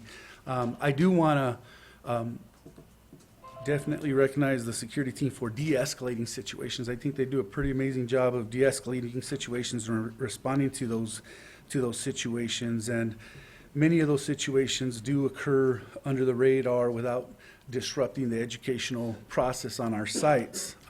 One of the ones that comes to mind is, and it reminded me when the bus drivers were presenting, is our missing children. We get those phone calls at dismissal time that, so-and-so child didn't make it home, whether it's an elementary student, middle, or high school. We take them all serious, and our team responds pretty quickly to those situations, and within a matter of quick response, we have always found these, students of ours because, it's important to us. And I can tell you right now that past year, there's probably over 50 of those situations that occurred during the year. But I'll go ahead and pass it over to Mr. Powell, who will go ahead and cover these next few slides. Thank you, Mr. Gassel. I just wanted to cover real quick about what constitutes our 911 calls and why we have 911 calls in our schools. These are any emergency calls, and as you know, we hire 3 TPD officers every day to cover our schools. 2 of them are primarily stayed at the high schools, this Desert View and Sunnyside. Our third one was in the past has been housed at Star, but they've been more of a rover. They've handled many calls at many of our mostly our junior highs. You can see that we do have a mandatory reporting law that we are obligated, that we have to make these reports. So it's nice to have these officers on scene. Most reports are made with the either the sex abuse, the physical abuse, or the neglect calls that is mandated by the state statute. We also have board school policies that we're calling for possession of drugs and any kind of violent assaults that we need to report to, because the mandatory reporting does apply on student. And then there's just the other emergency services, the medical, the fire calls, the alarms, and things of that nature that sometimes the 911 calls will be made also. I was able to get some really good data from the TPD. They kind of had them run every single address in the district and had them see where we were calling from. Over the next slide here. Thank you. So this is our high school data and 911 calls, and if you look at it on the very far right column, it'll show that Desert View had 164, Sunnyside had 240, and the Star Academy had 32, which totaled 436 calls. Those break down, and if you see the blue part of the graph, those are the officer-initiated calls. And that means that the officers that were at our sites were the ones who actually called dispatch and pulled it. So how did they generate those calls? From our principals or someone on campus dealing with them directly. So the principals weren't calling 911, they actually dealt with the officer themselves. That orange section there, that's the actual section where the call was actually called by our telephones, and we called dispatch directly. That could be a different reasons where our 3 officers were busy. They were already handling other calls, so we had to call and have patrol come out to additional assistance. And then the last one is the gray section. Those are the non-generated emergency calls. Those could be the online calls, or we call in a call to have followed up with us at another day, maybe on tomorrow or the next day, something that the officers could kind of triage and put off until a little bit later. Next slide this is our middle schools. As you can see, we are again almost halfway with our officers that we hire handle our 911 emergencies and stuff that we need to report to. Apollo, Challenger, Lawfer, and Sierra all generated over 270 calls. So almost a little bit more than just one high school. That's where our Star, and our Sunnyside officer covers Sierra. The Desert View officer would cover Lawfer. Our Star would be covering Challenger and Apollo a lot of the times. And once again, and then these are the elementary calls. A majority of these were the mandatory reporting. And you can see we still had over a third of those calls were handled by our officers. The principals were talking to our direct officers, while another almost half of them they had to call in directly and make that report. This is just a summary of all that data. So the officer-generated calls where our officers are dealing with our principals or dealing with the admin directly. There's 600, 60% of those calls came from. The site-generated calls, those are the calls that we actually had to call, and then the non-emergency calls. What's just important is that we had over 1,000 911 calls that TPD handled for us last year, and that's which is a really good. It's really good to know that we have that kind of customer service that we're providing not only to the victims of these happening, but also to the community that knows that we're taking care of this and they don't have to wait an extended amount of time. Yeah, you had a question. Yes. So Was it just me? I couldn't see STAR on the list. Is that somewhere else? Did I miss it somewhere? Right there. It's at the high Oh, school. I the very missed last- it. Okay. That's fine. I missed it. I just want to make sure I didn't miss it. Okay. You know, Thank you. STAR is one of our high schools. We, so it's, they handled only 32 calls at the high school. But if you can see, our middle schools are handling almost double that each school. That's all to do with population. Our middle schools have a lot more population than the STAR High School. Thank you.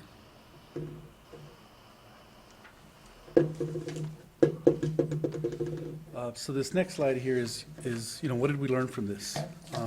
As our fearless leader here says, trust but verify, and I think we have all used that multiple times, we definitely want to trust our people. We have a lot of confidence in our site leaders, but we do need to verify what's going on our campuses, right?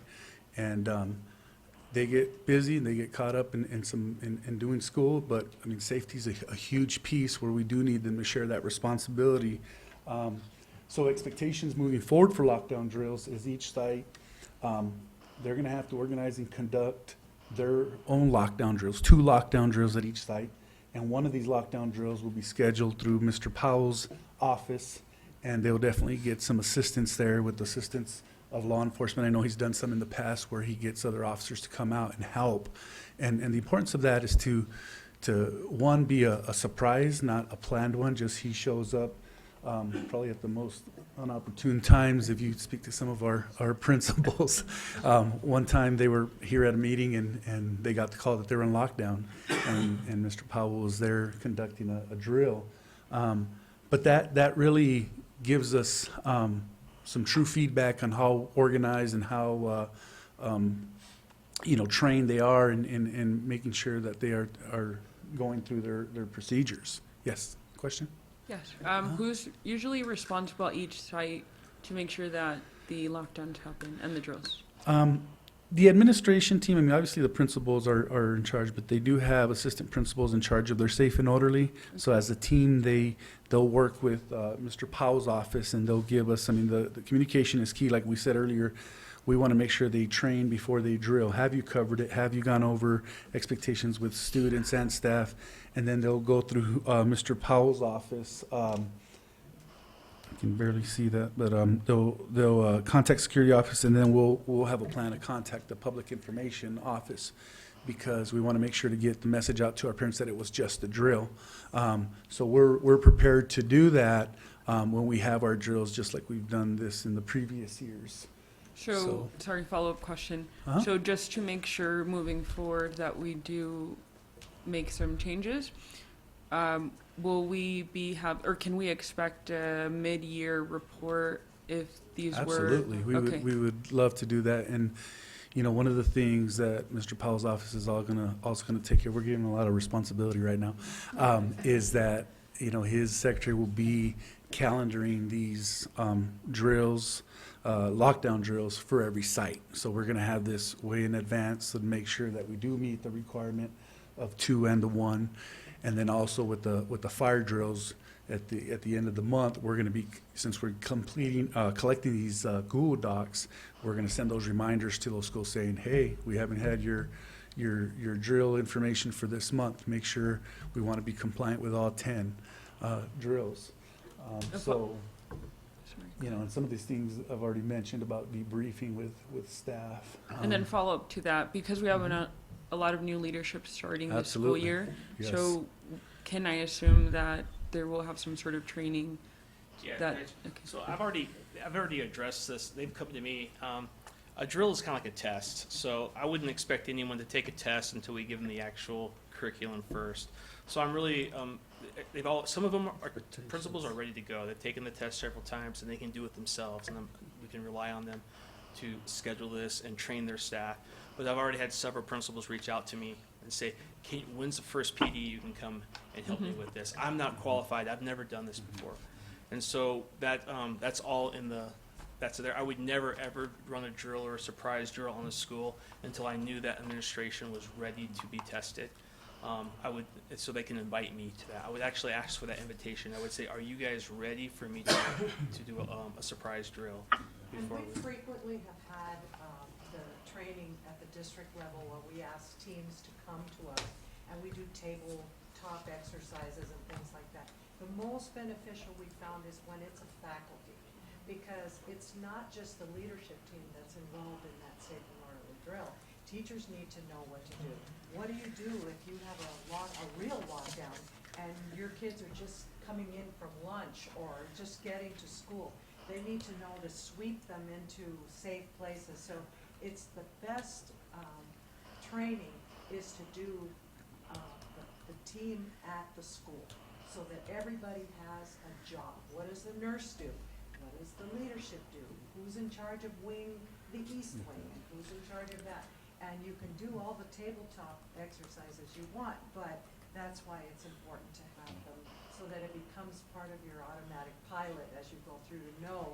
And how do you notify the teachers? One of the things we heard from TPD, one of our TPD officers said when she was a teacher and there was a lockdown or a fire drill, she didn't know what was going on. They didn't get notified at the classroom level what was going on. So those things are important, and Mr. Paul's been very good about these. Yeah, debriefing all the way down to the students is a huge Yes. priority for me. Right. Ms. Hernandez? Might be the last question, but for the substitutes, do they also get training as well? The subs, well, if they're Or who's permanent responsible subs, for that right, if they're training? permanent subs, they get the training, if they've been with us all year. For the substitutes, your daily substitute, schools are expected to provide a folder with those procedures. Okay, so all schools do have a substitute folder that has evacuation, emergency protocol procedures. I know at some sites, and when I was at a site, we always made sure that the teacher next door welcomed the sub, kind of got them comfortable with what to do in those situations. And also in my long-term goal, hopefully that a substitute will be trained by the students in the class. Exactly. Because since kindergarten on up, they know what to do, because we have, our procedures are in place, so. So we don't want people panicking, they need to know. In a fire drill, do you lock the door, do you not lock the door? Do you leave the lights on or not leave the lights on? When there's a lockdown, what do you do? How do you lock down? How do you keep, kids to get away from windows? These are all things that kids have to know. Do you confiscate phones or do you not confiscate phones? Our TPD and our law enforcement said, no, don't confiscate phones. On the contrary, you teach kids how to use their phone and, text their parents and say, I'm fine, we're okay. Because then it's not knowing, and then you have parents storming the gates and not knowing. So that's why we have that incident command and Ms. Felix's office now to make sure that she's informing you all and the incident command team and also the public, so that the website we send information. So there are a lot of variables to it, and we're just committed to make sure that none of those gaps exist anymore. And we've had a We can't go back chance. and recreate something, but we have to make sure that moving forward we have those. Yeah, so Ms. Gallegos and Ms. Benton met with our 7 new administrators and 7 new principals, and we had the opportunity to discuss some of these situations with them already. But as Mr. Powell said, we'll be working more closely with them and getting off to a good start. And another question, because of the school shootings across the country, has the training been revisited to touch on that topic, or is that already included? Because I know that, so for example, our community and our students, our staff, they all want to make sure and ask, what are we doing to keep our students safe, right, and our faculty? So that is a really hot topic right now, so what have we done differently, or have we done anything to make sure that we hit on that topic when we're training our staff? Well, we have the any active shooter training. We have several opportunities. There's several opportunities we can send staff to training. The Sheriff's Department puts a great one on every single year that we can attend. It's free. They hold one on our campuses. They've done the last 2 at Desert View. So there's a lot of opportunity there. I don't want to distract from your question, but a school shooting campus is a horrific thing, and it's a huge headline thing. But these lockdown drills are are put into place for every single crisis, not just a shooter. It's just supposed to be, it could be a stranger on campus. It could be javelina is loose in the courtyard. It could be anything that's a danger to the students or a crisis to the students. That we lock the school down and we wait for the cavalry, we wait for the law enforcement, and we wait for public services to come and take care of it and save us. I understand, It's, so then, no. Well, as far as, and maybe I don't understand your question, because a lockdown training is not just for school shootings. I understand that, but I'm just curious to know, because that is a hot topic that we're dealing with, right?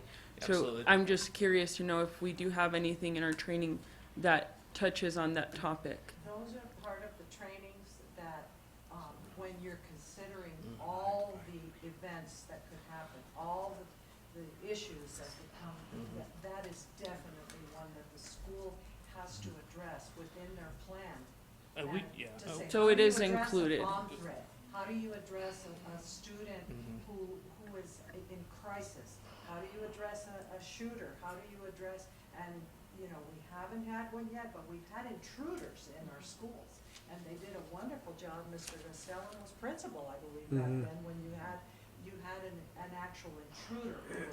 So all of those things have to be addressed in their plan that say, in this scenario, this scenario, this scenario, these are the kinds of things that you would do. We try to give all our staff and kids, not just these checklists to do, like lock the doors and stay hidden, but we also try to push it. We have a run, fight, hide philosophy that we teach them, and we teach them just the basic, how's your body gonna react in a crisis? There's natural things that we don't know until it happens, like are you gonna freeze, are you gonna run, are you actually gonna fight and lash out? And so we try to teach these philosophies that there's gonna be these feelings that it's beyond just checking a box and closing the door. And so there are multiple things that we try to attack. And the other part of it too is with our whole new AWARE program that we're coming into, we're really going to push into the mental health and try to track these behaviors before we even we can prevent them. Now, so we're not just reacting to them all the time or responding to them. On August 21st, we have a group represented from each site going to a threat assessment training as part of the AWARE grant to hopefully address some of these issues. I mean, I will say our staff at our sites have been part of active shooter trainings, yes. They've had that training. So that was I'm a my little more question. concerned That's why I was a little bit confused, because I felt like I was getting conflicting answers. Yeah, where I'm a little, I feel we need to do more work in is training our students, giving our students more education around those active shooter situations, because you're right. I mean, when we think of lockdowns, the first thing, even our adults, but more our students, think active shooter situation. That's what they're thinking. They're not thinking of the simple things, the javelina running through or anything like that. They're thinking worst case scenario. So when I spoke earlier about revisiting some of these are things that they need to revisit periodically and quarterly, so that's fresh in the mind of our students.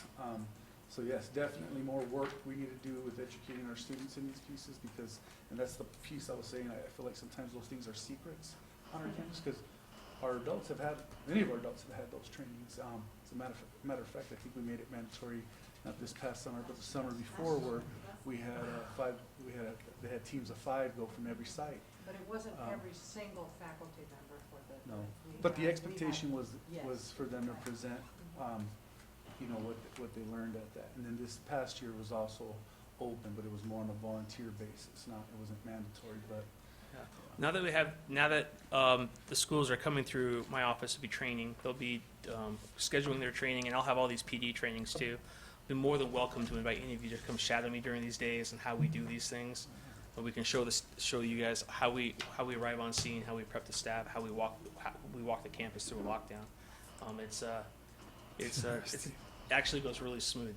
You'd be really surprised how well everyone's trained, even from the little kids all the way up. So. But just back to your question about active shooter training, not every single person on the campus has been trained, but someone or team from every school has received the training, has attended, either last summer or this summer. Okay, thank you. Mr. Jaramillo. Do you have a plan of action for the admin building? We've discussed that. It's funny you said that.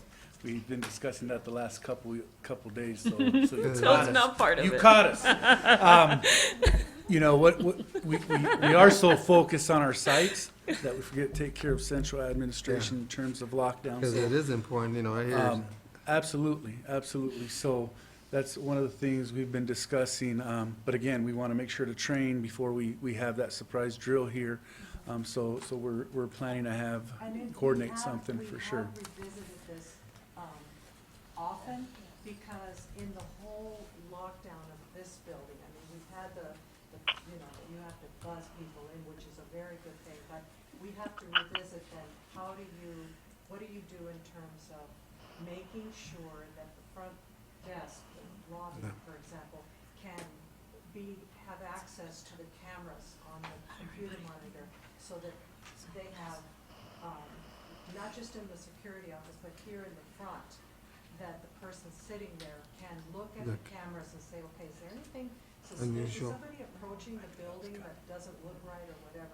Those are the things we discuss, and then is there a way, like a panic button or whatever, for that front person? Those are things that we've discussed, and also discuss the cost of what those, different ideas. So we have them, and we revisit it every year, but we really need to get flushed out. Mr. Hunter?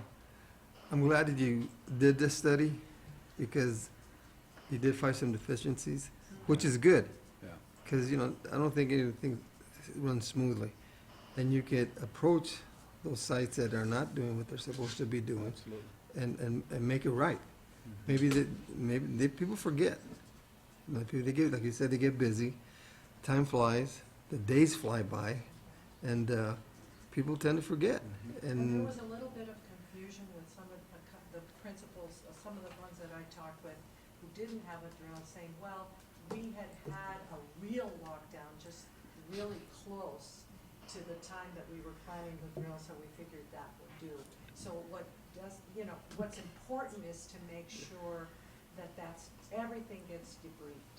So to say, gosh, we had one here at the central office. When we debriefed, it was like, oh, we gotta do that again. Right. So that's the learning part. You have to think about the different sites and their needs. Sunnyside High School has infants, and, Ocotillo has little babies and toddlers. So every school, or if you have students that are disabled, and how do you get them out quickly or keep them in? And as Mr. Powell said, sometimes evacuating may not be the safest thing. You have to make a quick decision. Are you going to be evacuating into where the danger is? So those are things that he's very keen on bringing to the schools. Mr. Jaramillo? Okay. Then Mr. now, are we providing any type of safety equipment, like emergency equipment, in the classrooms in case there's a long-term lockdown? There's their facility, people have to take care of business. A few years Yeah, ago, yeah. was it 3 years ago? It was like a 4-hour, 6 years 5 ago. hour. Yeah, six- And yeah. that was, we Yeah, had I a remember grant, that. where, a while back, where we were able to purchase emergency, Buckets. buckets with, things like a Yeah. shower curtain. How do you Yeah. get privacy if you're in a lockdown that's going to be extended and somebody's gotta go to the bathroom? I mean, that's yeah. just, you can't let anybody out. So those are things, I don't know that all schools have them anymore.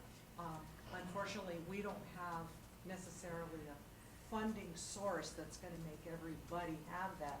But within their own sites, schools can purchase replacements for some of that equipment that's there.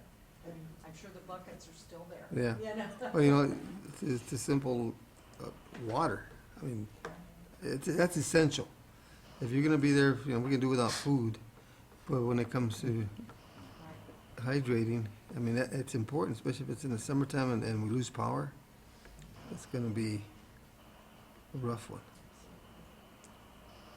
Yeah, lockdown training has evolved. It's a living Yeah, training. It's training. evolved over the last 20 years, and the shelter in place is a whole animal too. We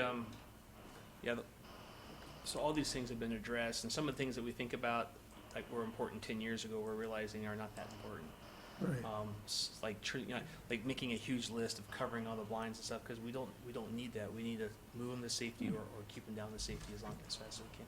So there's different philosophies and stuff, but I am making a note. I do believe that we should have water and some kind of communication device for medication or medical needs immediately. Especially if there's a child that needs that medication. Oh, I'm just And thinking they- of the pregnant teacher. Yeah, You know, I'm yeah. thinking of all kinds of different Yeah. things that we need to address, that they need to be able to communicate immediately too, so.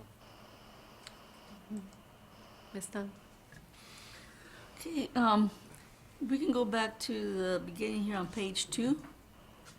Just a couple questions there. Lockdown drills. Just want to make sure that I understand this. There's 22 sites. Of the 22 sites, 14 reported having a lockdown drill. 5 of the sites performed more than one, which was great. 8 sites did not attempt. Now, the 5 were really the only ones that were in compliance. Is that correct? You have to do at least 2 a year. Is that correct? 14, right. The five Five. reported having more than one. Yes. Yes. Because you're supposed to do at least They 2. were supposed to do at least 2. So only 5 really were in compliance, Fully, yes. full compliance. 8 sites did not attempt a lockdown drill, and 6 of those 8 had actual lockdowns. But it just, when I read that, I thought, wow, these are the schools that should be having practice and debriefings. And 8 did not, and 6 of them, actually came in contact with something that happened that was real. And so I think it's really critical that we make sure that, that they all do, but, the ones that haven't, we gotta ask them, have you been having these lockdowns? 2 sites had no drill or lockdown. Were those elementary, middle, or high school sites? Los Ranchitos, let's Yeah, see. one was an elementary and one was Los Ranchitos. Los Ranchitos. The other one was Los Ranchitos. And one was an elementary school that had no fire drills and no lockdowns. It was just a lockdown. This is a lockdown. Just a lockdown. Just no lockdowns. When you look on the next slide where we talk about the fire drills, there were some schools that didn't have the 10, some had under 10, but every school had a fire drill. So on the lockdowns, only 2 of them had no lockdown drills All at all. year long, yeah. All year Didn't long. have a lockdown or a Period. Or a drill. Or a Mhm. drill, right, but they did have the fire drills. Okay. So then we go to, we don't need to do number 3. Fire drills, 22 reported conducting a fire drill, 18 of the 22 sites reported having the 10 required fire drills. The other page said 10 a month. Well, it was just a little typo. I'm sure it was 10 a year, 10 a year. but it was kind of funny little typo there. They go 10 a month, boy. They'd really be outside of the playground all day long. So of the 22 sites conducting a fire drill, 18 reported having the 10 required fire drills, so 1 a month. 4 of the 22 did not meet the requirements. They had less than 10. And this was only because of their own self-reporting, is that correct? Okay. Now, I'm really glad that you're fixing the self-reporting and making it a Google document where you can go in there. However, self-reporting is always, to me, a little bit of a difficult situation. Because sometimes people get busy, they decide, oh, I didn't do it, I'm just gonna put it in there. Believe it or not, it happens. I've known it to happen, I've seen it happen, and it happens. What I would like, just to make sure that this does not happen, think if there's some other brainstorming that you all have to ensure that when they are reporting that they had a fire drill, that it's actually happening, then by all means. One thought that I had while thinking of this is that perhaps you let them know that every now and then, when you take a look at their fire drills, that you will do a check, a personal check that the fire drill occurred. And if that is stated, there'll be less of these people saying, I had a fire drill where it did not occur. Okay. Well, with our new reporting system now, the docs will be able to give me the time, the date and the time, and the duration and all that. It would be very easily checked just with a quick camera. Fantastic. Oh, excellent, excellent. But please, you know, it's unfortunate. It's really unfortunate. Just But- to verify. But just to verify. And to let them know that it will be verified, and you'll hardly find any problems, I believe, or at least very few. If you let them know that every now and then, you're gonna check on what they have put on Hulu. Okay? That's on that one. Because I know that some did not do more than one. And some have not had a lockdown in 3 years. Sad to say. And these are things that we need to be conscious of, because, not because we want, oh, we got you, not at all, but because we want to make sure that they are all safe. Every single person in there, every single staff member, every single child, every single parent that might be visiting the school, that they're all safe. And the way to do it is to have, these practice. And like you said, I really like that, the debrief afterwards. What went wrong? It's okay if something went wrong. Let's fix it. This way, how do we know if something's going to go wrong if we don't practice it and see that it went wrong, and then know that we didn't know when we had that 4-hour lockdown that we're going to need. We were thinking about the little restrooms, but we learned. And so I think we need to continue to have the practice and learn from each and every one of them, and then share. If a person has a lockdown and they realize something happened, it went wrong, it could be fixed, then they share it with all the other schools. If something worked really well, share it with all the other schools. So share with one another, I think, is an important thing to do. Only one more thing on the data. So, when I was first looking at it, I was a little bit unclear, simply because of community discussions. Most of our calls, let's just take a look at the high school data. Most of our calls were generated by officers on site. Could you explain that a little bit more? So how that is, since we have the officers there and they have that communication, instead of having the principals or administrations who have to pick up the phone and dial 911 to get officers or law enforcement response, they have that relationship with that officer who's on campus. So they can just go directly to him, report what they have, and then that officer, he can generate his own report, which becomes the generated report.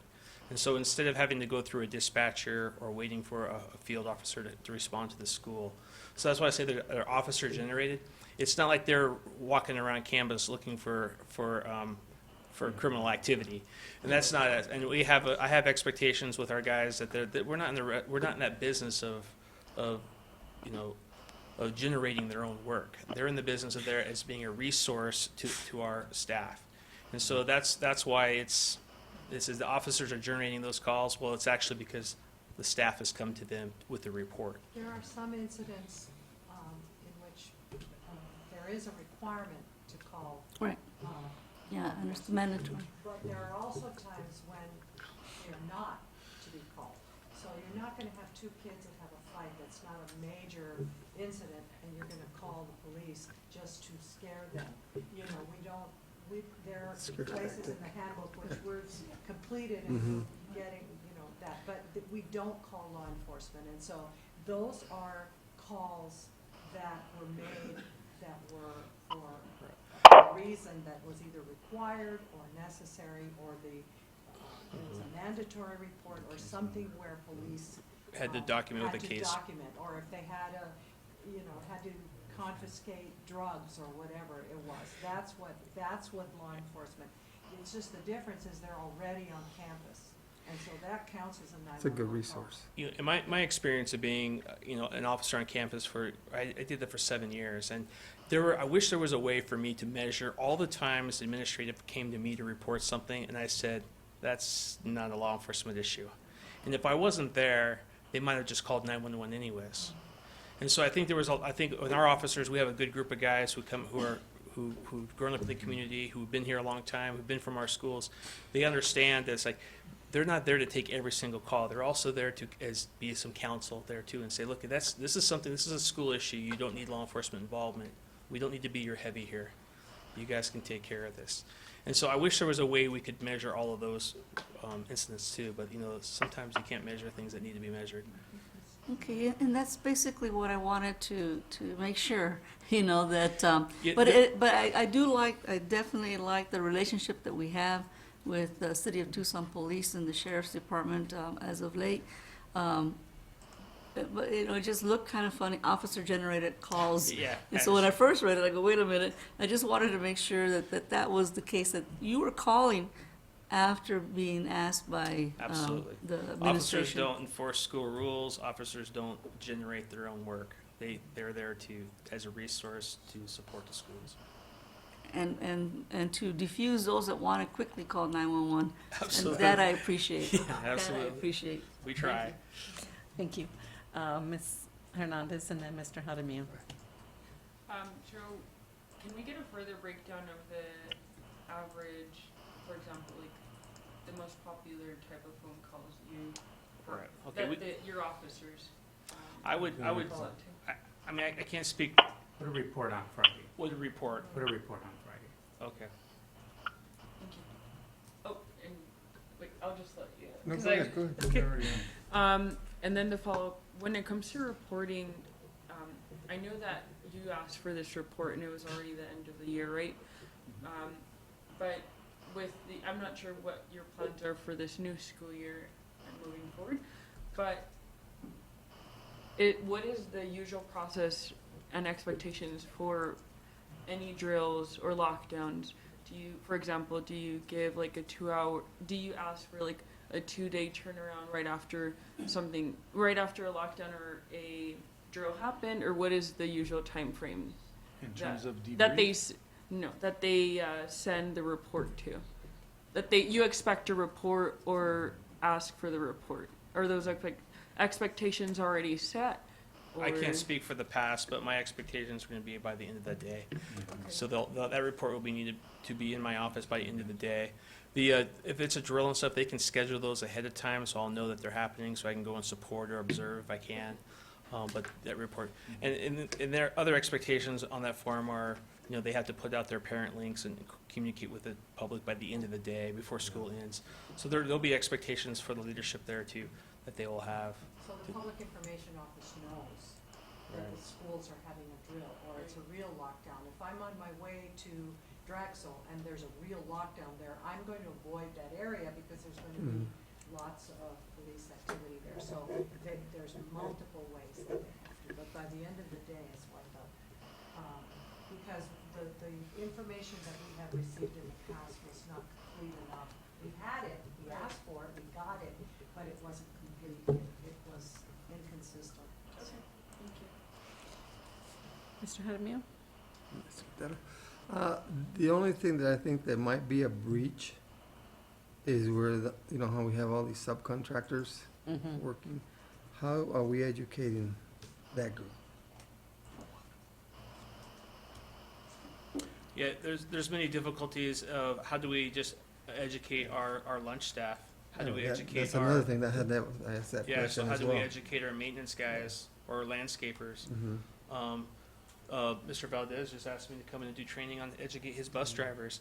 So I think it needs to be an individual thing where we can reach out to their leadership and brainstorm on how we do this. Those are great questions. Yeah. How do you train the bus driver who pulls in, goes to the bathroom, and then gets locked in? What do they do? They get locked in the building. Now we have a bus out there where, we can't move. What do we do?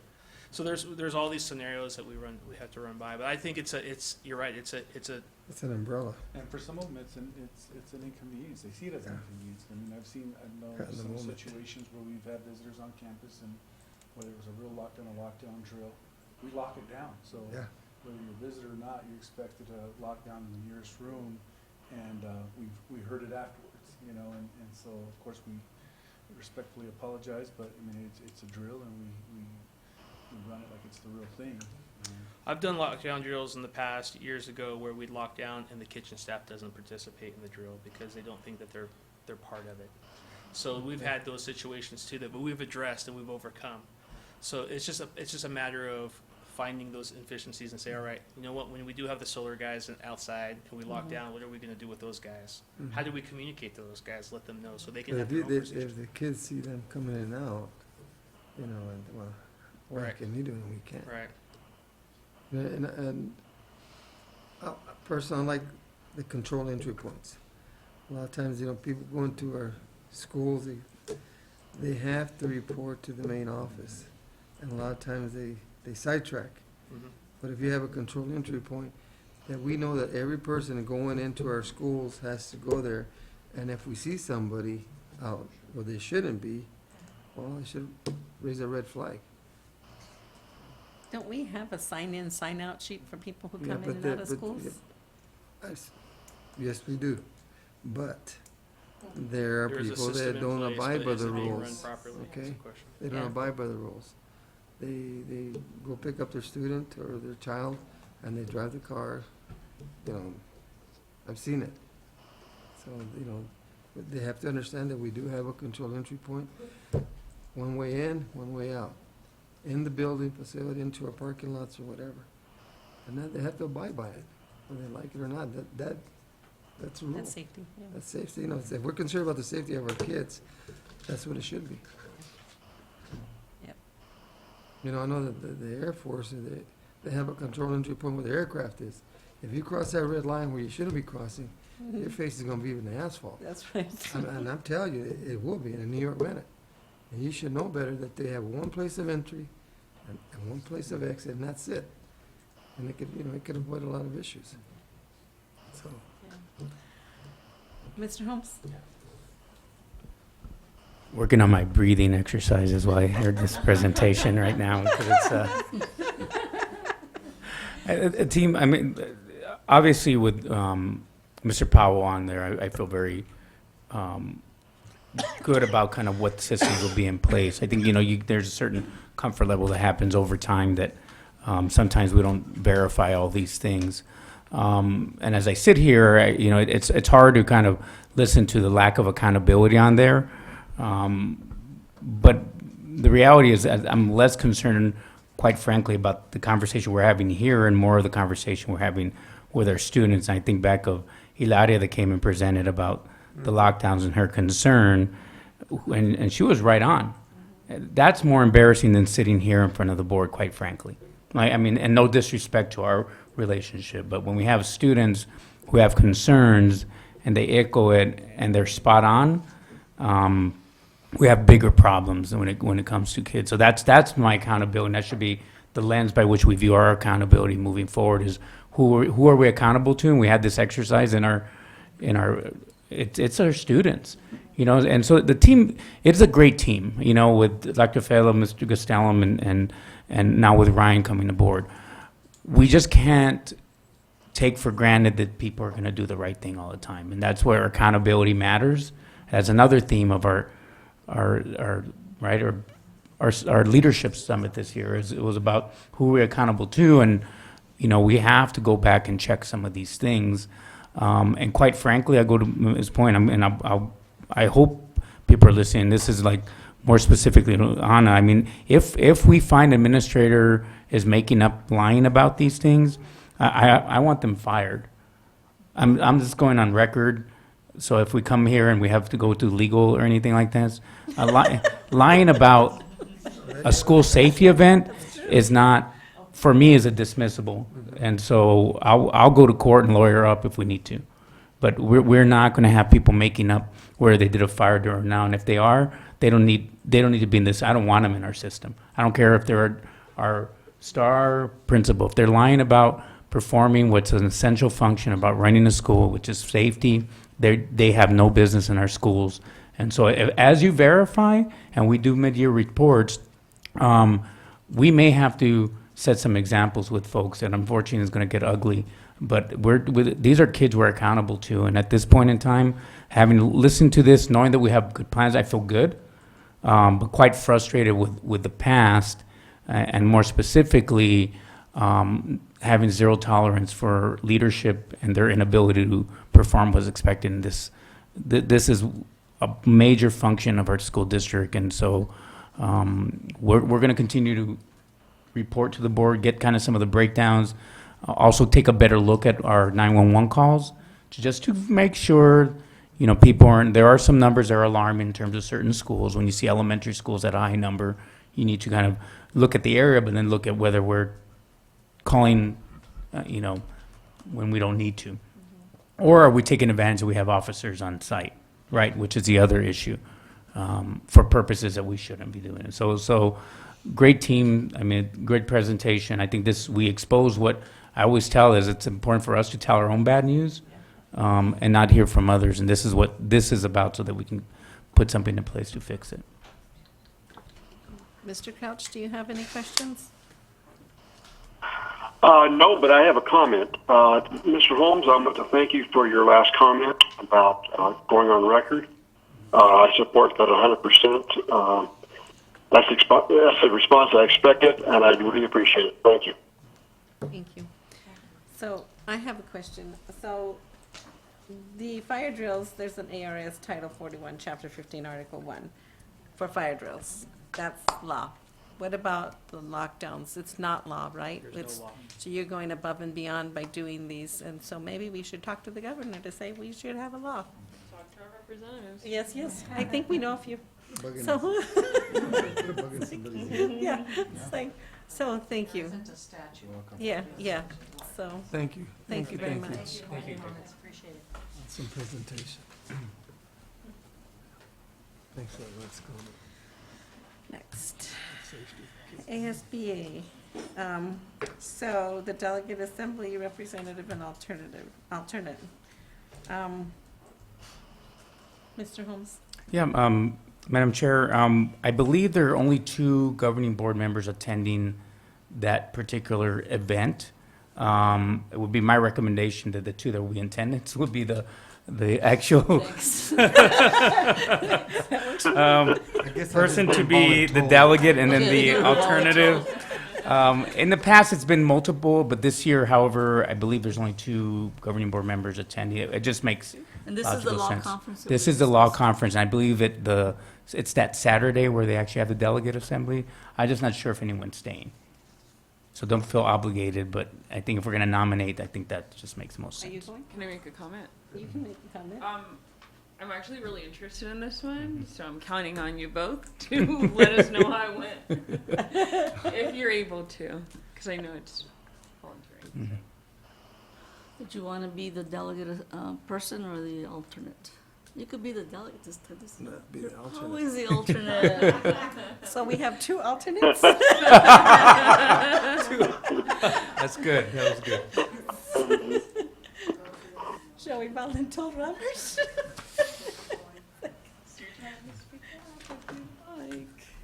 Come Who's on. an alternate? You're the alternate? Okay. Ms. Dawn. She has the experience. He always says that. If So does this somebody want to make a occurs- motion? Well, if this occurs, however, Sarah, we will need to be there Friday night at the hotel because it's on Saturday, early in the morning. Someone's got a motion. Well, since it's our name, somebody else should mention. That's what I said. Somebody should motion. I motion to move forward to have the She's Me as a, Eva as Eva a. Dung primary. as the delegate. delegate and Mr. Jaramillo as the alternate. I'll second that. Yeah, I'm waiting for someone to second. Second, but Mr. Couch? I'll second that. I'll second that. Okay, thank you. Roll call. Ms. Dawn? yes. Mr. Crouch? Aye? Ms. Hernandez? I Mr. Jaramillo? Let me think about it. Yes. Ms. Quintero? Aye. Thank you. Thank you, thank you. My Saturday. Every Here you go. Any suggestions for future agenda items? Anyone? You know what I would like to see, Ms. Quintero, is, Mr. Jaramillo? a report on the filtration systems or tests that are conducted throughout the school district for air filters. Air filters. Yeah. I don't know if they're contracted out or, Contracted out. and how We'll get you often a do they report. do We'll- them, and They're done on a regular basis. We have, how regular? we just schedule. If they could give us a report on that, it'd be great. We'll get Cindy Bovee to Friday report, Friday report or board meeting. Board meeting. board meeting. Okay. Thank you. Anyone else? Well, we haven't had an update on what was done as far as the water and the lead in our drinking fountains. I'd like to have an update on, where we're at with that. Were they all fixed? Were they all checked? In I'd all like the to have an schools? update on the schools, yeah. Ms. Hernandez? Mr. Crouch, do you have any suggestions? No, I do not. Thank you. Thank you. I would like to make one for a census information. Thank you. Census is coming up. Census 2020. Is that it? That's it. I'd like to move that we adjourn. Second. Roll call. Ms. Dawn? Yes. Mr. Crouch? Aye. Ms. Hernandez? Aye. Mr. Jaramillo? Aye. Ms. Quintero? Aye. 5 minutes before 9. Yay.